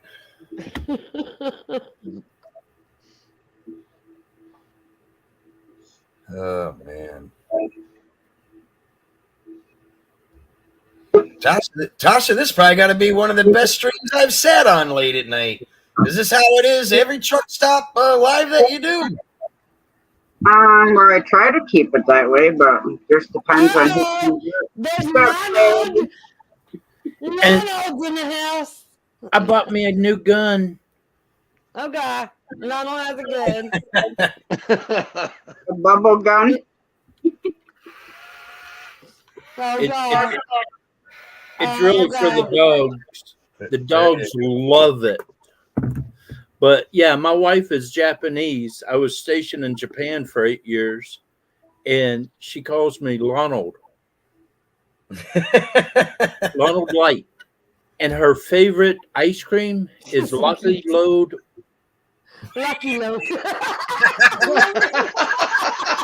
I never thought of that one. That's a good one. Can I get some Lucky Load?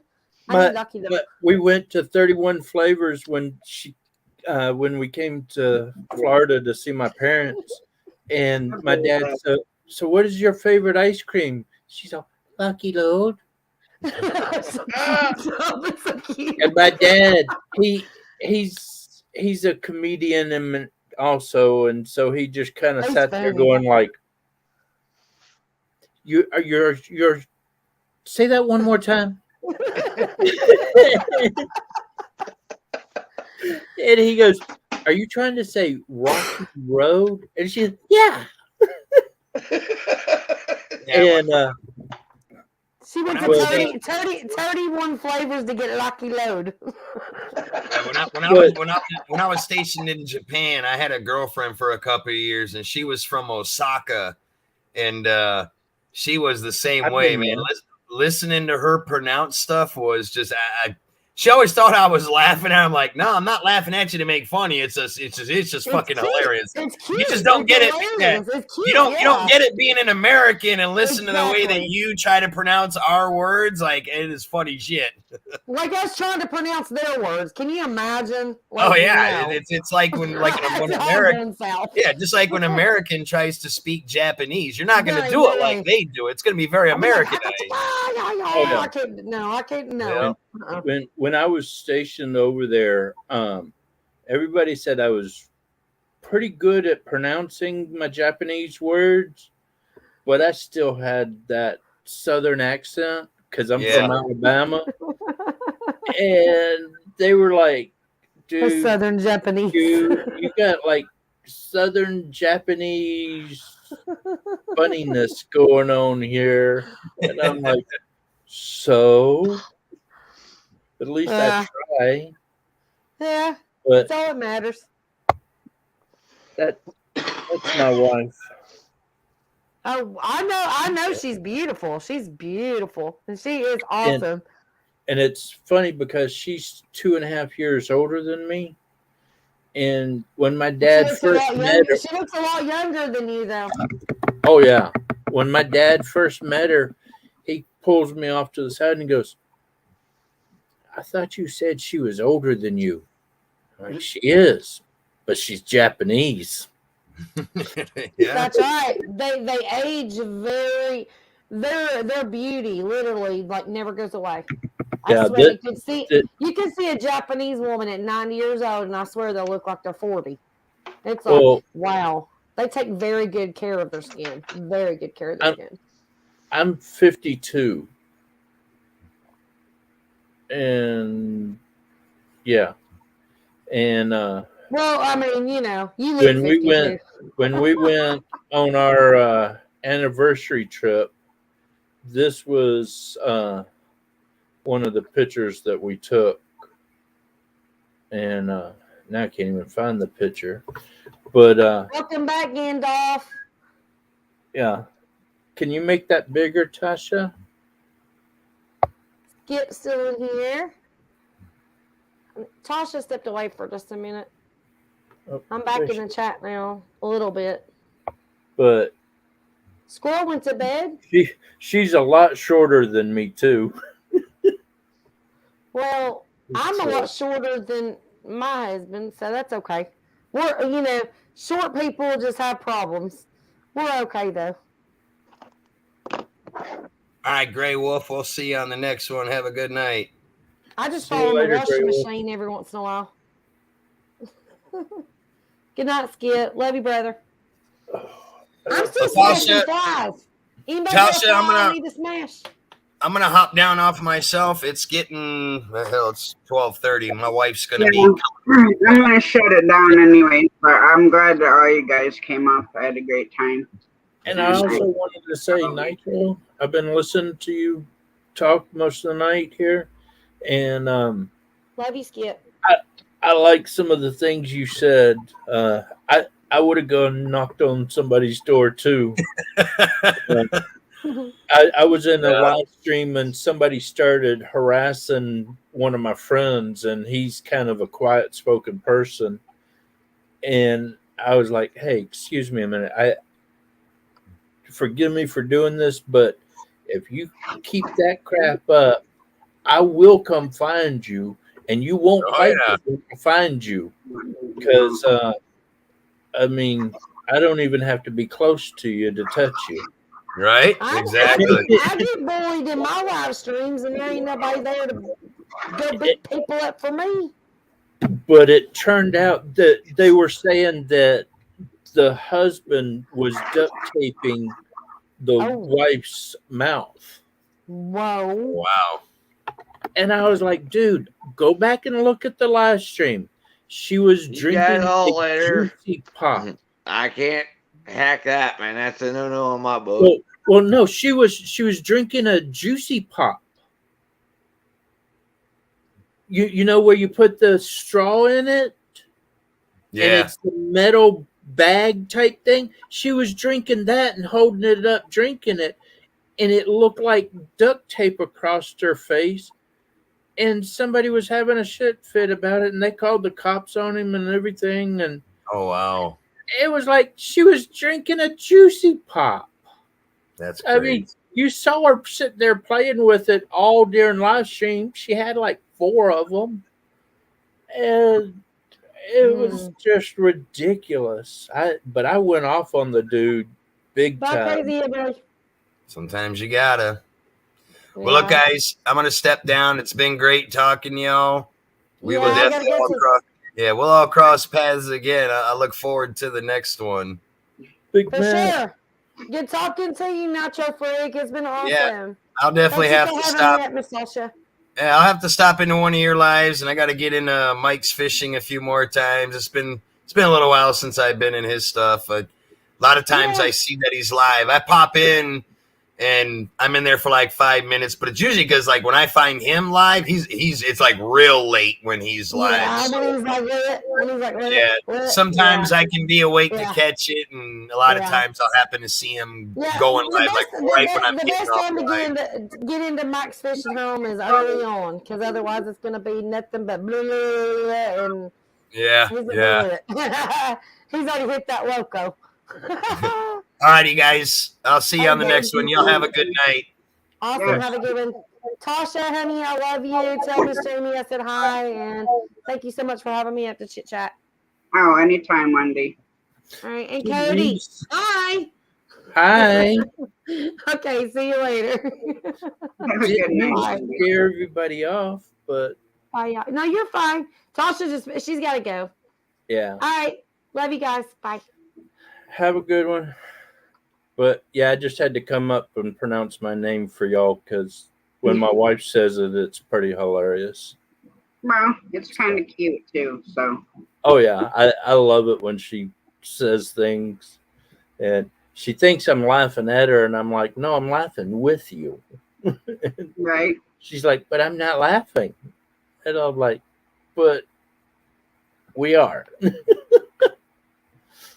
So, For sure. but I can't stay up either. I'm hurting so bad. I just wanted to come up and say that, and so I'm glad you did. You're more than welcome when you're feeling better.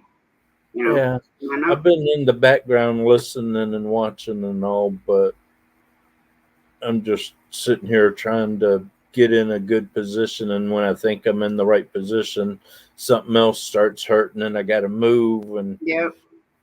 then it's like, oh, crap. I either got to buy me either a couch or a recliner chair and put out here. Yep. So I'm a little bit more comfortable because this is a old bamboo type chair. Oh yeah, And, it's not very comfortable. I'm like third owner, and the cushions are been recushioned like 5 times. Yeah. And so, but y'all have a good one. You And too, we'll see y'all Coyote. later. Thanks for coming up. All right, guys. I'll catch you guys tomorrow morning because it is Thursday, and I said Tuesday and Thursday. So, hope everybody has a great night and God bless.